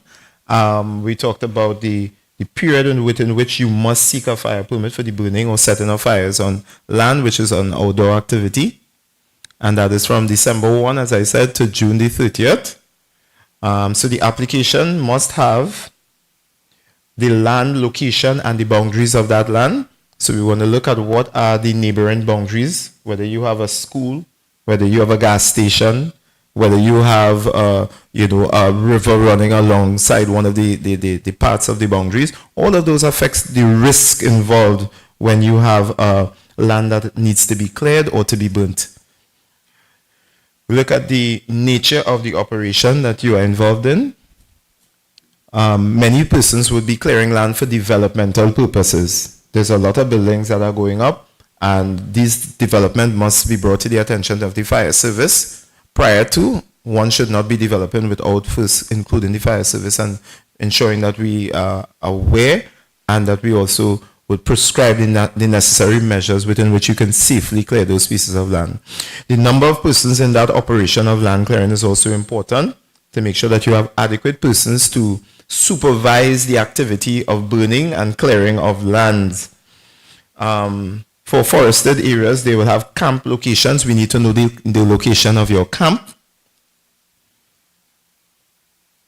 The duration of your operation. How long would you be clearing land for developmental purposes, whether it is for housing, because that's one of the reasons why persons would clear areas as well for housing development, one of the major reasons for land clearance. So what are the penalties? For persons who breach the Agriculture Fires Act and they would set fires to burn within that period, we're saying that on summary conviction, the fine is 20,000 TT, and that has been increased since 2020. Prior to that, you would not believe the figure. It was negligible. And so now it's a bit of a deterrent. 20,000 TT and 6 months imprisonment. So it's not either or, but the both of them are applied in this situation. How do I apply for a permit? And this is a question that we get all the time. You need to visit the nearest fire station and complete the application form. Fire guardians are already on site. They are brought in seasonally for that 6-month period, and the fire guardians will visit.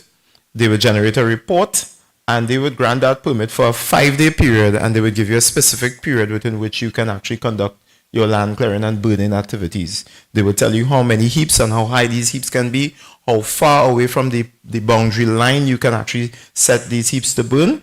But it is a supervised activity, and it is one that is permitted once it's done within the gambit of the prescribed permit. And the permit still only costs $10, ladies and gentlemen. So it's still $10, and it must be signed and stamped by the county fire officer, which is normally the divisional fire officer in your area. And as you know, we have 4 divisions in Trinidad and Tobago for fire, and that is the Southern Division, which is in Monrepo, the fire station headquarters in Monrepo. Central Division, which is the Shogunas Fire Station. Northern Division, we have the Ryson Road Fire Station, and we do have permits that are issued in the Arima, San Grande area for persons in the northeast area. And Tobago, it would be Scarborough and the Roxborough Fire Stations. Right. As we move along. Right, so I think I discussed all of this already. We have the penalties for assaulting a fire guardian because for some reason, just like with litter wardens and even traffic wardens, we have members of the public who challenge an authorized officer of the law. Remember, these persons are authorized under an act of parliament. So they do carry some sort of powers under the act. So even though these persons may not have firearms, so to speak, they should still be respected, and their instructions can lead to persons being prosecuted and also paying that fine and incarcerated. So I am asking members of the public when the fire guardians do visit. And by the way, if you have challenges, you can make reports, trouble reports to the fire service, and these are the same persons that will come and investigate your reports. You will not believe how many persons call in to speak about the level of smoke from burning that takes place during the dry season, which is not authorized. There is no permit for that burning, and it affects the elderly.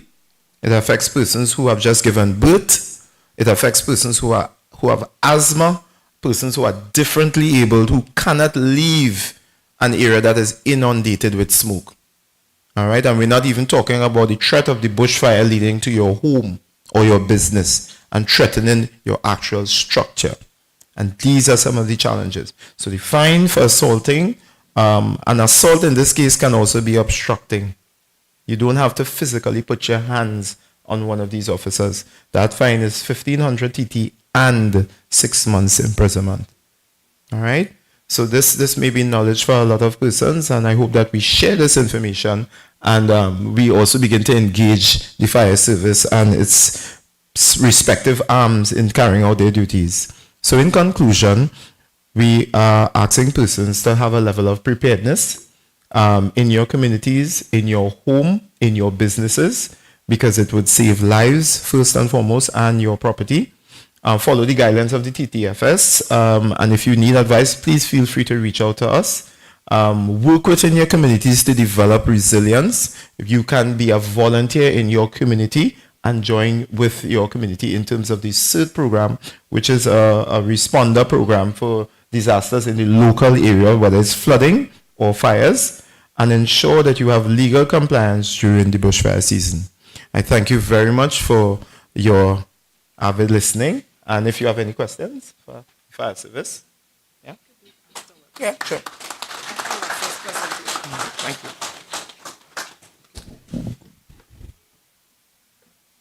Thank you, Officer Adams and Rogers, for your very insightful presentations.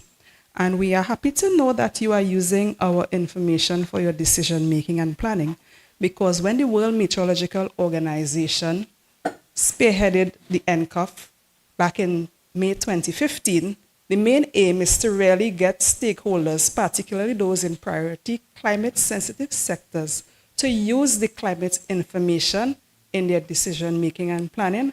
And we hope that all representatives share the information that we provide within your various organizations. We will forward the presentations after the event, the outlook for the dry season. We want you to share it. Nobody should be surprised when the dry season starts why we are getting wetter than usual conditions, because we would have given you early warning in an ever-changing climate. At this time, I would like to invite Water and Sewage Authority, Mr. Anand Jagannath, to deliver a presentation, because we also know that during the dry season, water resource management is a major concern. Mr. Jagannath.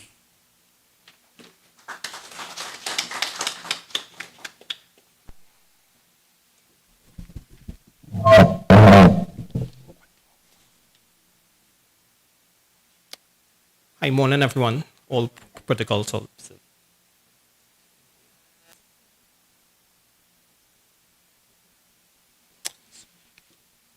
right, let's see if this works.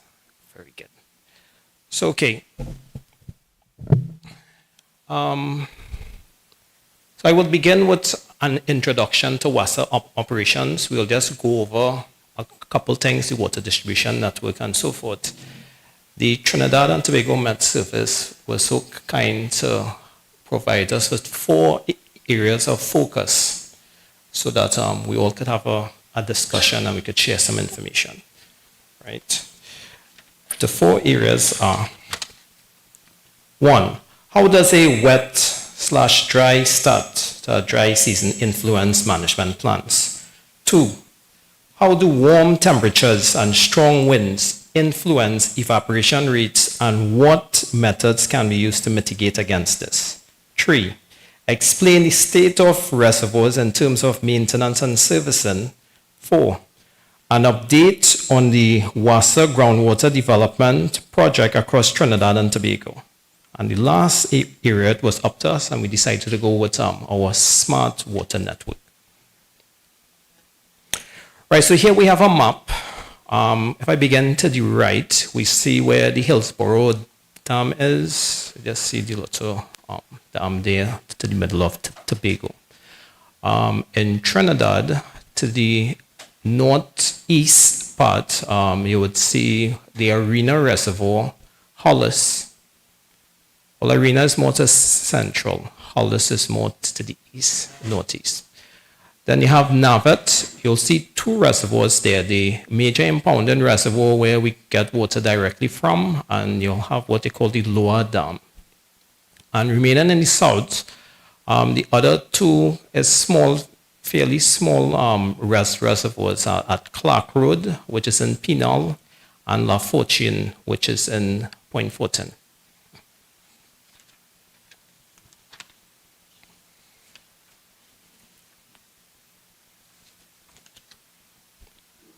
So when we look at the pie charts as to how the mix is in terms of the various sources of water. Let's now have to go back. Right. The lion's share, or most of the water that WASA produces, is from surface water. It's 59.9%. Right after groundwater and desalinated water. Groundwater is 21.6, desalination is 18.6%. And when you look at the water distribution network, it takes into account water processed, and we have 7,800 kilometers of pipeline that is used to convey the water. Within that mix, you have 133 boosters, 59 water treatment plants, 266 wells. In terms of the spread of the wells, most of the wells are in northwest, followed by southwest. The desalination plants, the major one, Desalcos, is in central, and Seven Seas, which is a smaller plant, is located in Point. Most of the surface water is produced in the eastern part of the country, more so northeast, as well as southeast as Navat. Right, so basically all our reservoirs right now are at 100%. We are all above the long-term average. Now, if we were presenting at the beginning of the year, you would have seen the opposite, right? All the reservoirs were below the long-term average. We had a dry start to the dry season, right? But thankfully, as the year comes to a close, we are going to enter the 2026 with all reservoirs at 100%.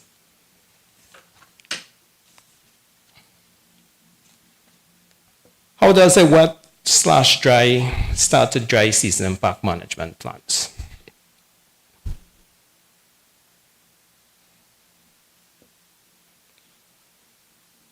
So there are a number of things we take into account. Of course, information from Met Office that we do appreciate, right? We work very closely. And it involves regular monitoring and using the forecasted rainfall as well as how much water we have stored at the various reservoirs, right? That would impact at what level we would produce, and of course it would also impact how we distribute water and what schedules we have to implement and so forth. Besides the actual operation and production, on the project side of things, well, a dry start means for outdoor work, more so our pipeline projects is much easier to execute and so forth, as compared to if we have to dredge one of our reservoirs. We generally would dredge during the rainier part of the year because you want the constant flushing as you dredge and you agitate what is in the impounding reservoir. The turbidity goes up and it affects the operation of the plant. So that is just one instance of how if a dry start or a wet start, right, from a project perspective. And when you look at maintenance, yes, we fix leaks, we identify leaks throughout the year. During the drier part of the year, some leaks is easier to find. Some areas, because of where the pipeline is actually located, it's easier to repair. And from a road restoration perspective, it's less challenging at a drier start. When it comes to major planned shutdowns, we tend to do that during the rainier part of the year. And for most of you all, you would see when we have the desalination shutdown, that will be to the latter part of the year and so forth. I didn't realize I didn't click these. Okay, right. When we go to the design of a water treatment plant, now, let's say the start of the rainy season is a wet one. Some of our water treatment plants, because we get directly from the river, automatically it would go up. Yes, we'd still interact with WRA and so forth that guides the obstruction, but because the water comes directly from the rivers, that would be like Caroni, North Oropuch, and so forth. Rainfalls, although we had an agreed production level based on the plan, a wet start means we could ramp up 100%. Other water treatment plants that gets water from an impounding reservoir, directly from the impounding reservoir, like Navet, Hollis, Hillsborough, we would tend to remain with what was the anticipated plan because we would want to have a build and we want to keep some water there for the drier part of the dry season and so forth. So a dry start, right? I have a dry start up there. Reservoir, let's say the reservoir where the reservoir is below capacity. During a dry start to the dry season, demand obviously is more, but on the positive side, some of the plants that get water directly from the rivers, the water quality is better, it's easier to treat and so forth. So that is on the positive side. A wet start, reservoir will be at capacity, demand is a little bit lower, Now, during intense rainfall,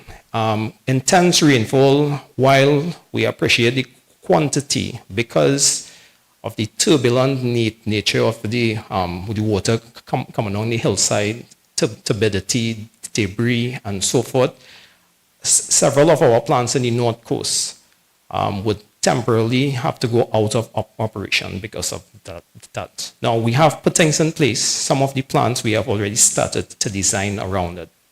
Tompi, for example, we have seen great success there, and we are extending that to like the Gunamo water treatment plant, and thereafter will be Kora, where we redesign the intake.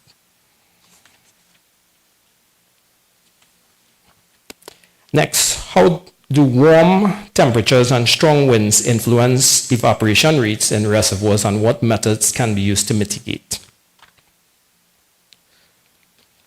So when we look at the major impounding reservoirs, Arena 3.5 million square meters, Navet 2.7, and so forth. Now, interestingly here, Arena stores about between 3 and 4 times the capacity of Navet. But if we look how close Arena is just 1.3 times the surface area of Navet. So clearly, you would have more losses at Navet as a result of that surface area component of the calculation. I just thought I would have highlighted that. Evaporation is a hidden loss in water storage, and when you look at the numbers, right, now it is driven by high temperatures, strong winds, low humidity, especially during the dry season, particularly March to May. Right, with our climate, we could lose up to 2,000 millimeters of water in evaporation only. Right.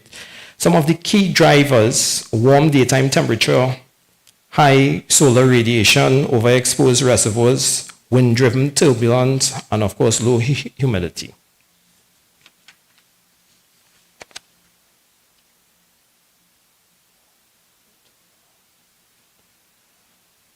Right, so there are some natural low-cost measures, right? Vegetative windbreaks and so forth around our impounding reservoirs and what have you. That would shield against evaporation to some extent. But the physical intervention, here's an interesting one. We are presently pursuing a solar water farm at Navet. It is to be funded under the Green Fund, and consideration is being given to utilizing 50% of the solar panels on the water. So besides, we'll be able to produce about 4 megawatts of power that will power Navet, and we could even work with TNTEC and export some of the power to the neighboring community. We'll also be able to reduce losses as a result of evaporation. So we're quite looking forward to that initiative, and as I said, it's being pursued under the Green Fund. Right, so now I'll explain the state of reservoirs in terms of maintenance. So recently, we completed the Silton dredging of Hillsborough, right? If I just go through the scope of works. First of all, we would have done a bathymetric survey. A bathymetric survey is a water survey where, we use sonar and so forth and determine how much siltation is built up. So you do a bathymetric survey at the beginning, you do a bathymetric survey at the end, and then you could quantify how much debris was removed and so forth, right? The scope involved the removal and disposal of silt and vegetation and so forth. During the execution of the project, we had to monitor the turbidity very closely, because Hillsborough is one of the plants that take water directly from the reservoir, and then we had to install like these silt curtains and so forth. And we're happy to report that we were able to restore almost 100% of the capacity. So the design capacity of the dam is 1,000,000 meter cubes. At the beginning, we were 760,000 meter cubes, and at the end of the Sultan, we went up to 949,000. Right? The project took a little bit longer than it should have because, that was during the COVID period and what have you. And of course, with increased storage capacity, we're able to be a little more resilient, especially if we have a harsh dry season in Tobago. Right, moving on to Navet. Navet gets water from a couple tributaries. This is the main dam. We store there about 4 billion gallons of water. And then we have a lower reservoir that also stores water. So we transfer water from the low dam to the upper dam besides the water that coming through the tributary. Now the lower dam has a channel 2 kilometers long. For this year, we would have done dredging, the silting and so forth. And of course, in the main dam, the picture to the bottom right there, you would see that we continue to clean the embankments and whatnot so that, we could continue to monitor, right? Moving on to some smaller reservoirs, we did more or less the same thing, clearing off the vegetation and what have you. This is at Clark Road.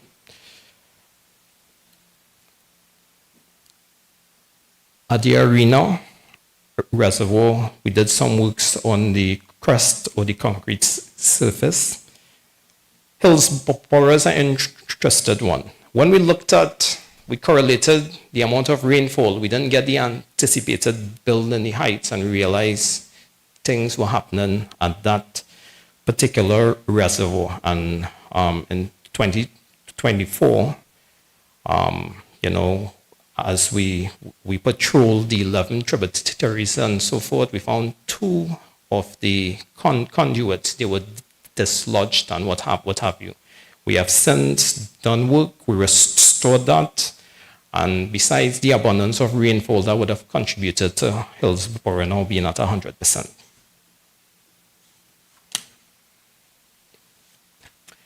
Right, here are some works we would that are to be undertaken at Navet. We would have hired a consultant, and this is works like on the spillway, the valve tower, the scour valves, and so forth. Right, we intend to do that once funding is available and whatnot. Similarly to Hillsborough, we need to clean the Trinity and Pounding Reservoir. If you go there right now, there's a lot of vegetation growth. It's impacting raw water quality and it's posing a lot of challenges at the plant. Once we clean, we desilt and so forth, we could even increase the production out. Right now, is a project being pursued. We're hoping to complete it within this financial year. Now I'll move to one of our more resilient sources, groundwater.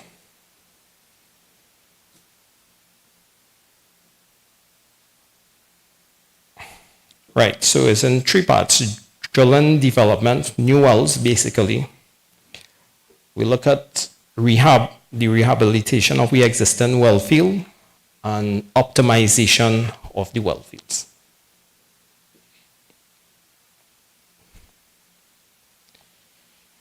Right, so from last year to now, we have seen a 7.8% increase in how much groundwater we produce, and it's a combination of those 3 things I now mentioned. Now again, I'll be honest, we have wells that go down and so forth. We take into account all of that, but we are positively adding, right, 7.8% more. When we look at in last year, we were able to add 1.5 million gallons of new water, new groundwater, right? 5 wells in the Carapal, Freeport, Granville area. And if I could add Granville, the level of service moved there to people getting access to water 24/7 because we found localized water within the community of Granville. On the rehabilitation side of things, 3 wells were rehabilitated: Matura, Sandy Grande, Aruca. and we optimized 36 wells. We were able to add 2.24 million gallons of additional water just by rehabbing and optimizing the existing well field.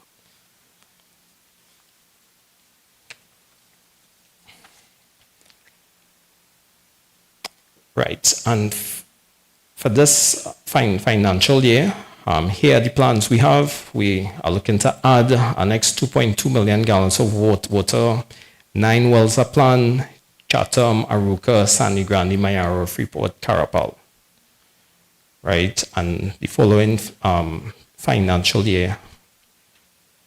In fact, the wells in Kura are supposed to start the common dry season 2026. So 11 wells are planned to be drilled in East Lake, Carapal, Los Bajos, Waddle, Mendez, Kura, Las Lomas.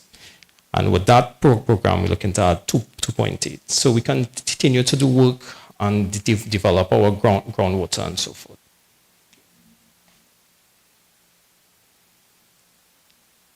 Right, building a smart water network. You know, and before I get to this part of the presentation, hearing what fire officer had to say, I think, you know, we could look at ways of sharing the information, because ultimately what the smart water network seeks to do is within WASA brings all our information to a centralized data spot.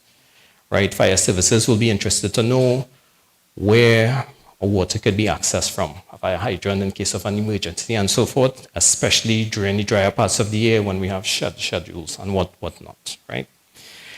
So this smart water network, work in progress. We completed, you know, spectacular OCC and so forth.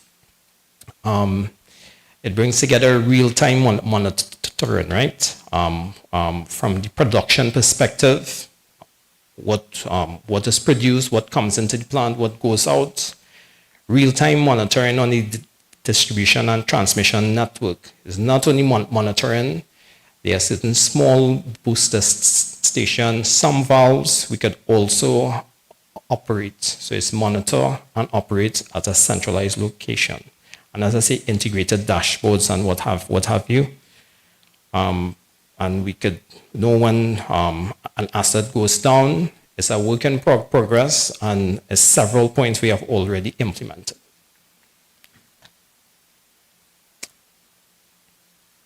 And working together with the smart network and the OCC and so forth is our metering program.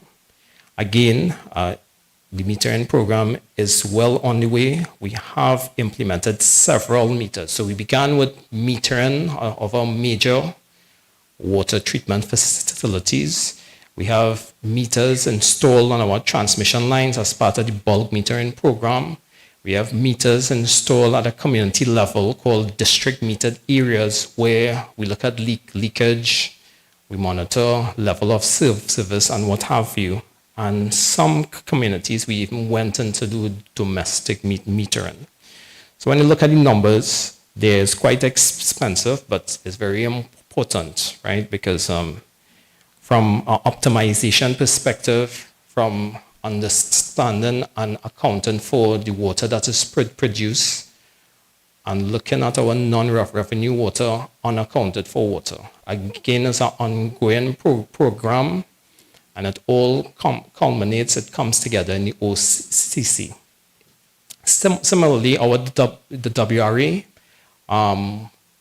we monitor remotely rainfall at several of our sites. I know that information is shared with Met, as well as flows in our rivers and so forth. Right, so that brings our short presentation to an end. Thank you, everyone, so very much for listening. Thank you for your very comprehensive presentation. At this time, we would entertain questions for Fire Service and WASA. Mr. Big.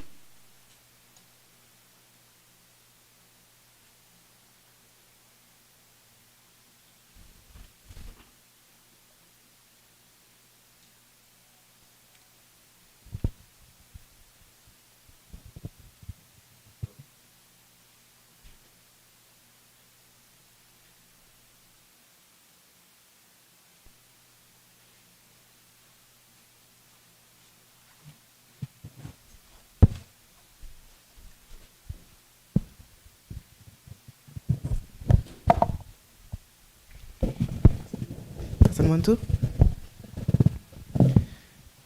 Thank you very much, Camille. It's more of a comment than a question. I'm sitting here, and let me, before I say this, let me congratulate fire officers and also my colleague from the Water and Sewage Authority on your great presentations. I think they deserve a round of applause, right? It takes the National Climate Outlook Forum to bring fire and water together to work for the greater good, right? And this is something that, you know, I want to congratulate my colleagues at the Met for doing. We understand the impact and the effects of fires. And in 2024, we saw the drastic increase, and this is in alignment with what the WMO would have discovered with respect to 2024 being the hottest and driest year on record. And we're happy to see in 2025 that there have been a drastic reduction from 10,000 plus to just about 700 and something. Now, I understand the effects of the smoke that comes from these fires, and we saw it here at the airport, and its impacts not only on health but on aviation. When we have these fires, the smoke affects visibility on the runway, and it also has an impact on aviation. And well, we all know what the strictures on the water supply does for us. I don't want to go into details on this, but congratulations. I'm happy to hear a suggestion coming out from our representative from WASA after the presentation from fire services with respect to the level of collaboration. And this again is a benefit of this forum with respect to bringing these key stakeholders together and initiating some sort of cooperation and collaboration. I was very impressed with your statistician. You know, myself being a scientist and specializing in meteorology and mathematics, you know, I'm very curious as to how you came up with that formula. But I noted some of the limitations to the mathematical model, and one or two of the limitations had to do with the availability of the right data set. And we will be willing to work closely with fire services, and my chief climatologist is here, to provide that data, to refine your formula and bring it to a stage where we can simply apply it and come up with a result that, you know, will guide us in the right direction, right? Thank you very much. Any other questions? Just indicate or comments. The microphone will come your way. Yes. There's a question at the back.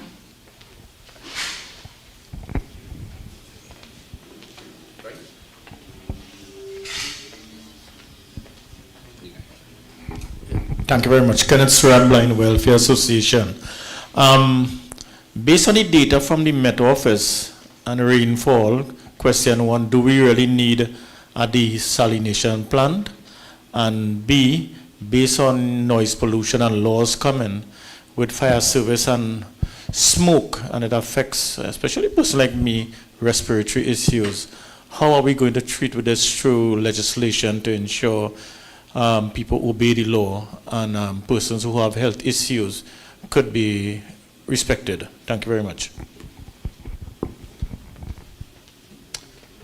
Hi, Bonan again. All right, so basically, from the perspective of the demand in the country right now, the lion's share or the largest part of our demand is on the domestic side of things. The demand is fixed. Your billing is fixed. It's very low, a fixed water rate, but it's not measured, it's not metered, and so on forth. So when we look at the average, the per capita demand in the country is 583 liters per person per day, right? And you look at the quantum of water that we produce, and we take into account where we produce the water. One of the first slides I would have gone through, northeast is where most of the surface water, about half of the water from the country comes from northeast. It has to traverse all the way towards the southland and so forth. When you look at the demand, the amount of water we produce right now from both the desal plants as well as surface and groundwater is absolutely necessary. Looking down the road, if it is that we could construct more impounding reservoirs and so forth, so that we could better utilize the abundancy of rainfall during the rainfall times, maybe we could have a second look at that. But right now, as it is, based on the demand, we are in dire need of all the sources of supply we have right now. And I'll also like to say, when we take into account what goes into the construction of an impounded reservoir, it's not just where the reservoir is, it's the catchment, it's the watershed, and so on forth. We have to look at an appropriate place in terms of size and space and what have you. So it is quite possible, just not right now. All right, to answer your question in relation to legislation being one of the elements that can be utilized to reduce bushfires and the effects of bushfires, yes, legislation can go a long way. What we have found, though, is that what is required is a level of awareness to understand how the affected communities, such as yourself, are impacted by bushfire and the smoke. And many persons are not aware of how persons are being affected. What we do recognize is that the greatest change will come as a result of behavioral change. And that's on the part of the population in terms of slash and burn and how we've been approaching that old system of slash and burn. It still is part of our culture. And so what is required is an understanding of the impact on the ecosystems and the resultant impact on flooding when we deforest our hillside. Right? So much of that has to do with our behavior, because most of the fires that you see along the highway is not caused as a result of just an anomaly. It's not lightning. It's persons who are discarding of lit items or ignition sources as they traverse the highways. So it's really going to boil down to a level of awareness, outreach programs, and also a change in the culture and the behavior of our population.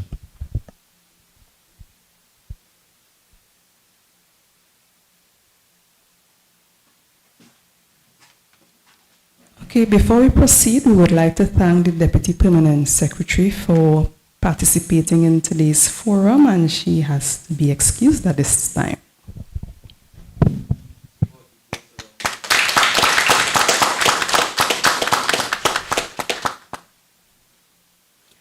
The next question. Good afternoon, Jean-Marc Rampersad, Guardian Media. I just have one question for Wassa, seeing that we're on the topic of metered water systems.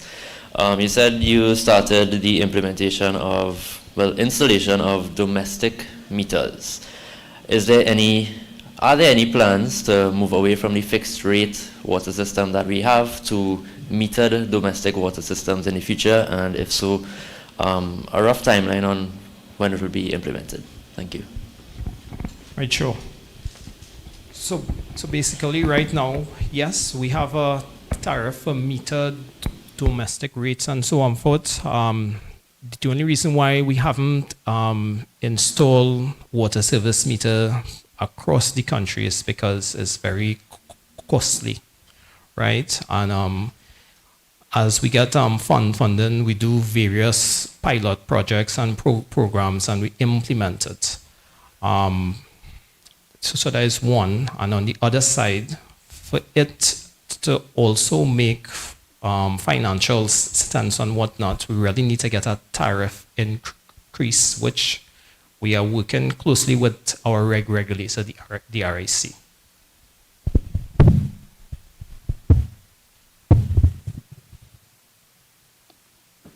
Hello, good day everyone. Barry Ferranchi here, Trinidad and Tobago Civil Aviation Authority.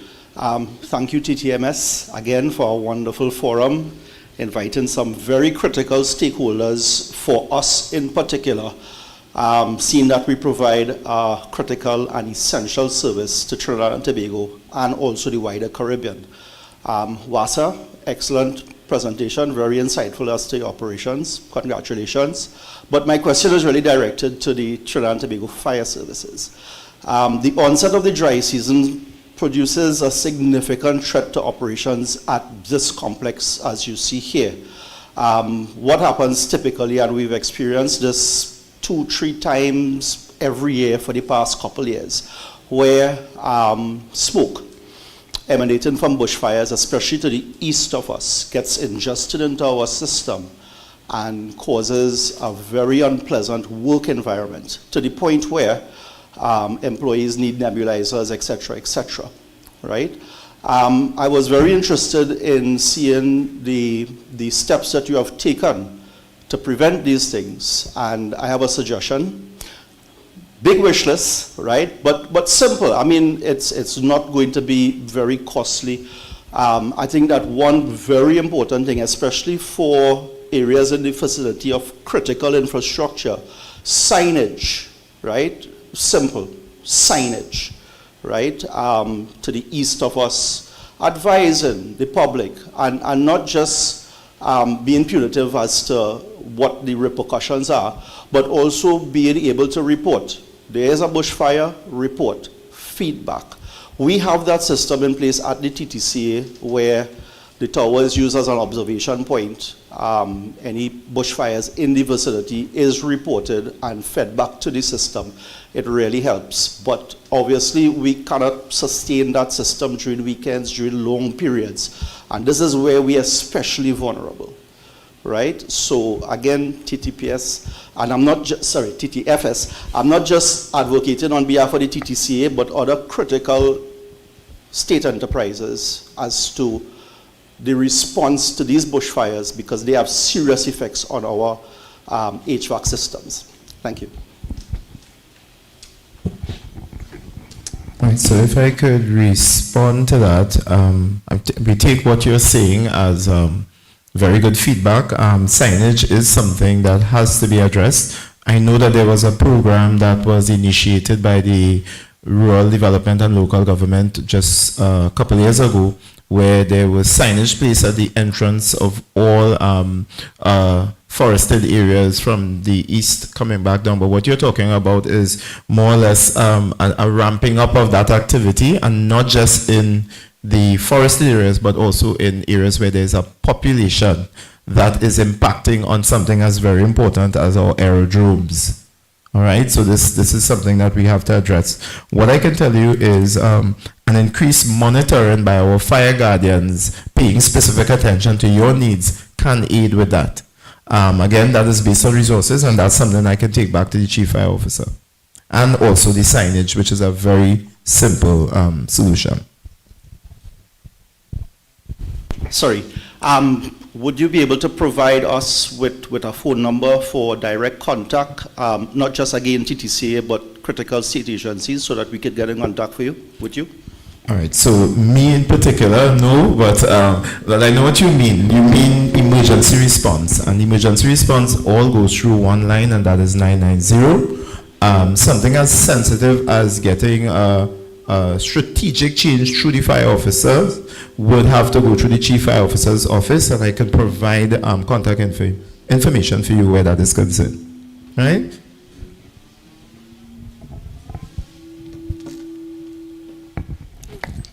Good afternoon. Vernex to vote from the Information Division, just for public information purposes. Probably this will be directed to WASA. Is there a threshold that you all are going to observe with respect to the dry season as to when you'll implement a ban or restriction on the use of hoses at homes and at domestic properties, especially in this dry season? And if the fire services could even speak to that restriction as well and give any advice, anybody that could speak to that, I'll appreciate. Thank you.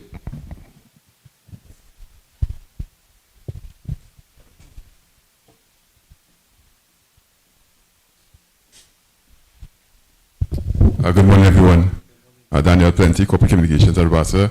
Of course, Vernon raised a very good interesting question in relation to the implementation of the horseback restrictions. And we only take those steps really in the event where the dry season is severe, and it requires some additional impetus to get the public to conserve more. If the dry season is is mild, as is being forecasted, we may not need to implement those measures. Yes? So what it is, that threshold, it really is based, it's situational, based as the dry season progresses, situation changes, we will seek to implement and announce to suit. Yes, I hope that answers the question. Okay, we have to go to lunch now. We will have further discussions after lunch. Lunch will be served in the cafeteria downstairs. Bear in mind that we may have to rearrange seating when you return based on the groups that you will be placed in. Thank you. Thank you to the officers from Trinidad and Tobago Fire Service and Mr. Jagannath from WASA for their presentation. And thank you for your participation as well.